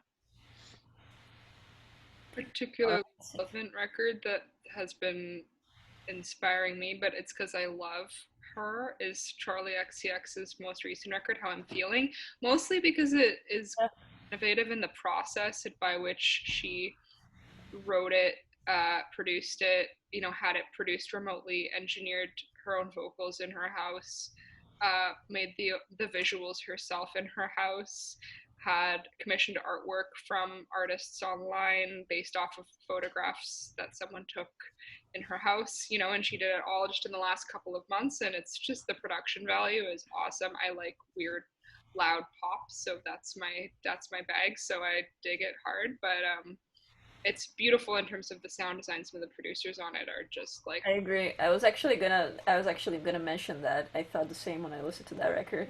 Yeah. yeah, pop vibes. Have you guys listened to the Fiona Apple record? Yes. Yeah, I listened to it. Yeah. Yeah, amazing. That one's I like records. That happened when the Management record came out, also when Billie Eilish's record came out, where it makes me rethink how I hear mixes. Yeah. Because you get in your head a certain way of what's good is supposed to be, and then you hear someone go like completely left field, Yeah. or not stereotypical, and it's just like opens your mind a little bit more. Like, yeah. Oh, incredible. Has anyone heard the new Lido Pimienta album? It's incredible. So good. She's sorry? Lido Pimienta. She's from Colombia, I believe, originally, but she lives in Toronto. I'll post it on the chat. Oh, super. Yeah. Able to check it out. I mean, I don't know if anybody listened to the Jeremy Dutcher record that won the Juno last year, but that's still blowing my doors off. Yeah. That record is, I agree. like, yeah. Like Toronto duo Trippy. Yeah. Oh yeah. The Yeah. best. Trust is the best. Phoenix. Great production. Trust. Oh my gosh. Everything that comes up on my playlist, I'm like, what's this song? Who did this? I have to sit and it just me because the writing and the production is of equal it's just the quality and the soul in it. There's something they've captured because the duo are so tight in their creativity and yeah. So that's I'm gonna shout out their record. Amazing. All right. So There's sorry, a question Mariana. here. Sorry, there's a question here that got, but No, you go. somebody's asking, has anyone lost a job? This is kind of change of subject, but has anybody lost a job or been discredited by their race or gender? And how did you come over it? Overcome it? Yeah. That's happened. Oh yeah. No more. And did you overcome it? Yeah, I think it was really hard at the time. I mean, I kind of theoretically walked away from it, but I also kind of lost it, depending on the way that you look at it. Something happened that was not cool in a particular studio environment that put me at risk, and I said that that was unacceptable, and the response was, okay, well then you're just not going to do that job then anymore ever, and you're going to have to work this way. And then that opportunity just was so sporadic and devaluing that I just wound up not continuing there.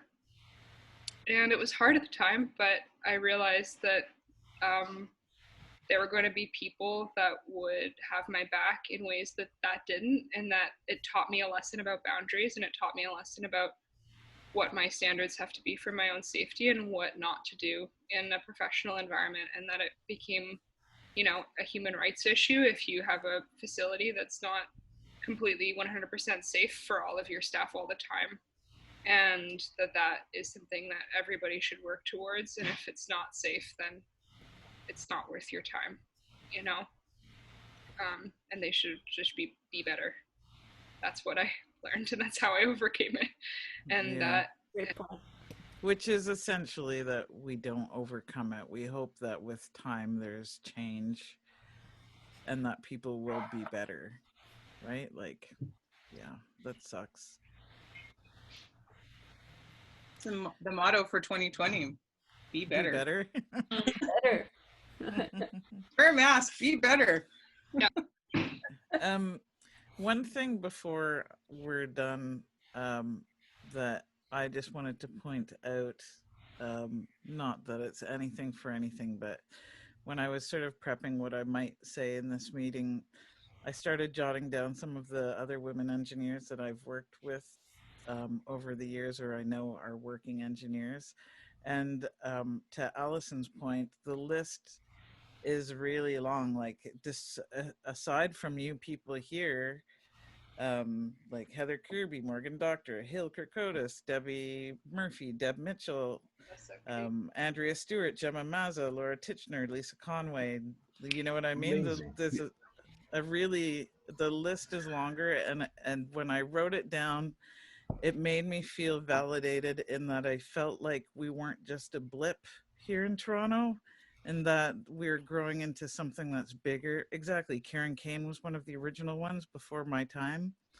And I feel like that there is some motion towards something that is larger, where if we get our numbers up, we won't feel so outnumbered. Yes. 100%. So we had one last question, and it's a great finalizing question because the question is, would AES Toronto speak to how they think they're doing re-inclusivity now and what plans are ahead for the future? So, I mean, Anthony and I can only speak for the Toronto section, and hopefully we can have another event similar to this. But I think it would be more interesting to just, I would love to invite you, the professionals that took part in this event today, to speak on following events, because we do each month we have like a different subject, and so I'll try to invite more women, non-binary, trans speakers into our events for sure. That's something that like we can definitely try to do. As per the organization of AES as a whole, I can speak to that. Yeah, you can speak to that. Yeah. I can speak a bit to that. You know, the AES is, well, like Mariana is saying, we're pretty segmented. The AES is very open to inclusivity, and they've got documents that are, you know, almost considered AES standards, similar to your XLR and your AES3. Like they create documentation that specifies how we organize conferences and how we organize panels. And those documents have been brought to the Toronto AES section. They have been shared. How do you get involved? You just get involved. The door is open. To one of Mariana's earlier comments, the meetings, you do not have to be a member of the AES to be at these meetings. So Mariana shared a link. If you would like to be part of the conversation that happens all the time, these meetings are like a society. So when we're all in the same room together, this rowdy bunch of folks sometimes banter off one another and engineer versus engineer on topic, and sometimes you get to this pinnacle of a discussion, and we welcome everyone to these events. I don't think we've ever kicked anybody out. I don't think there's ever been an occasion where we've said, like, you've got to leave, my friend. But there's been sometimes Anthony, I would like to. Of course you can. Okay, so I'm just going to interrupt you. I love everything you're saying, but I just think that it's important to acknowledge the actuals of the AES. I went to a meeting last year, and it was about I can't remember which one it was. It was the CBC orchestral engineer. Anyway, I was young and female comparatively in the room. Mm-hmm. And whomever was emceeing turned and said, "Oh, I see we have students in the room today." So to me, who has been an industry professional for over 30 years, yeah, I feel like what would be really great is if a lot of people who are in this meeting did join the regular meeting, so that they can feel what I feel is that it isn't entirely fully friendly and open to the opinions of non-male people. Now, that might be partially in my head because I have my own imposter syndrome, but it's great that you're moving forward, and it's great that there's documentation on trying to be equal. And Mariana's right in that I feel like if you put more women, non-binary people on panels, that's going to be helpful. Yep. For us, you know, but like it's not perfect. Like it's not perfect. I feel like I've been triggered many yeah. times at AES meetings because I've been overpowered by a older white male opinion, for sure. I'll Well, come ruffle some feathers with you, Annalise. What's that? Yeah. I'll come ruffle some feathers with you. Yes, you know, like Annalise, if I was at that meeting, and I know exactly which meeting you're talking about, I wasn't there. I would have been like, "Shut the hell up, whoever you are!" Like that's Annalise. Like if you don't know her, you're a nobody too. Yeah, like, but you know what? That's again being qualified by another male, so that these males think that I'm someone. And in fact, on that meeting, I was talking about recording an orchestra, recording a choir in a church. And so the dude I was talking to literally said, "So what is it, like a kindergarten class or something? Like I'm not doing professional work?" And here I said I wasn't going to call out any of this stuff. When was this? Not that long ago. Me and Guillermo Subast went together. It was in that studio in the West End.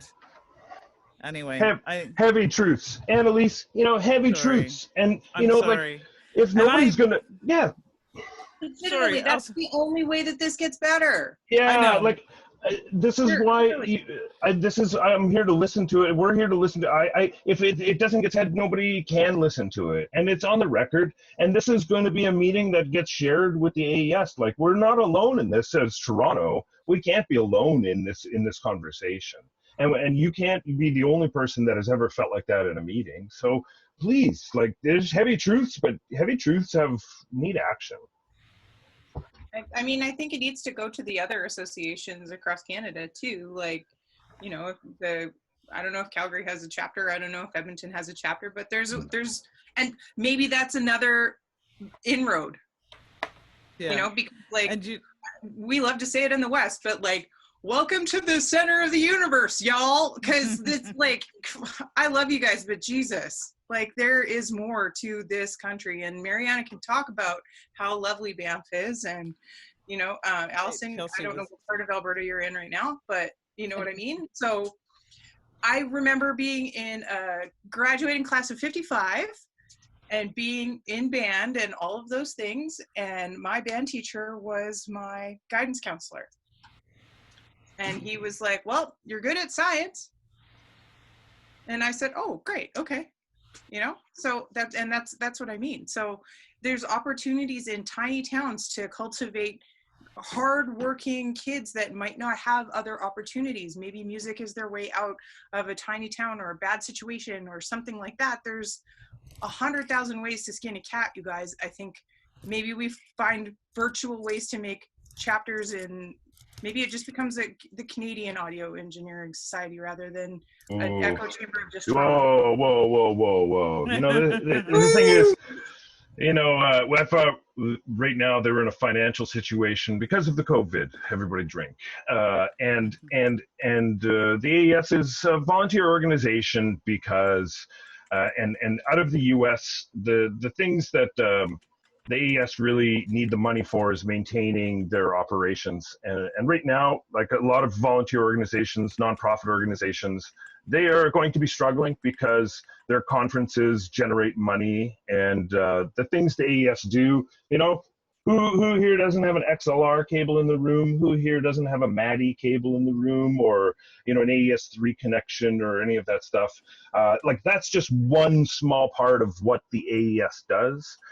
This is the most important part, and we're trying to, you know, Toronto is fragile. Like I'm not from Toronto. Like there's like I walked in as chair, and it was just hard. It's like it feels like the whole city is hurting for inclusion, like Annalise is saying, and I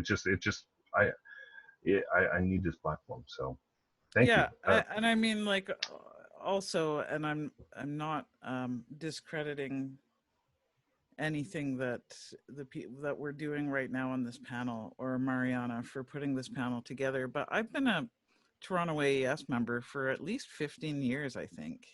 Like it's been some time, maybe 10 years if I'm And I feel like maybe I'm the wrong kind of woman that they need for the face of the AES. Like, sorry, No. this is totally What are you triggering. talking about? What are you talking about? Like, like the thing, like, who needs a face to anything? Like, you're a representative by inclusion and being involved. Sure, but what I'm saying is I don't feel like in all of that time anyone has cared about my opinion until now. Oh, come on. I'm sorry. Aside from you and Cy and people who I know are allies anyway. Well, we'll start for sure from now on. Man. Yeah. No. It's well, you're invited to every meeting to sit on any panel you choose to feel you want to sit on. Be careful what you ask for. Like it's how? Tell us. I tell like yeah.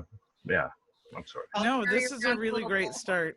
I love that Mariana is taking some initiative here, because again, you're right, careful what you ask for. Like, if I want it so bad, then you'll rope me into everything all the time, and I don't have that time for it.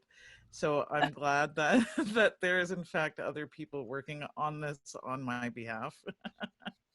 Annalise, I'm an AES Life member, and the concerns you've expressed, I feel so badly about, because this has never been the intent of the AES Toronto chapter. Everybody, please join us. We're trying to do all of this together. And as Anthony pointed out, all our meetings are open, free to everyone. But please join us. Together we can do so much more than we can do singly. I'm so sorry that you felt marginalized, because this has never been our intent. It's never been our purpose. Let's do this together. Yeah. Yeah. Thanks, Jim. That's huge. Well, we've got 5 minutes left. Mariana, do you want to? I got sponsors to talk about at the end of this. But by the way, we're brought to you by Solotech, Gear Audio, Sono Technique, Bell Media, YSL Audio, Electrosonics Canada, BRTB Connectors, Global USS, Adams and Sound Systems, and Lawo of Germany. Thank you, everyone. Mariana, please shut down the light. I mentioned the sponsors. I fulfilled my contractual obligations. All right, excellent. So thank you so much to all of our panelists, everybody that gave their insight and opinion, everybody watching from all over the world. I see there's even like somebody from the same country as me, there's somebody even from Brazil checking this out. That's awesome. So, thank you so much. Have a great evening. Stay safe and healthy during these crazy times.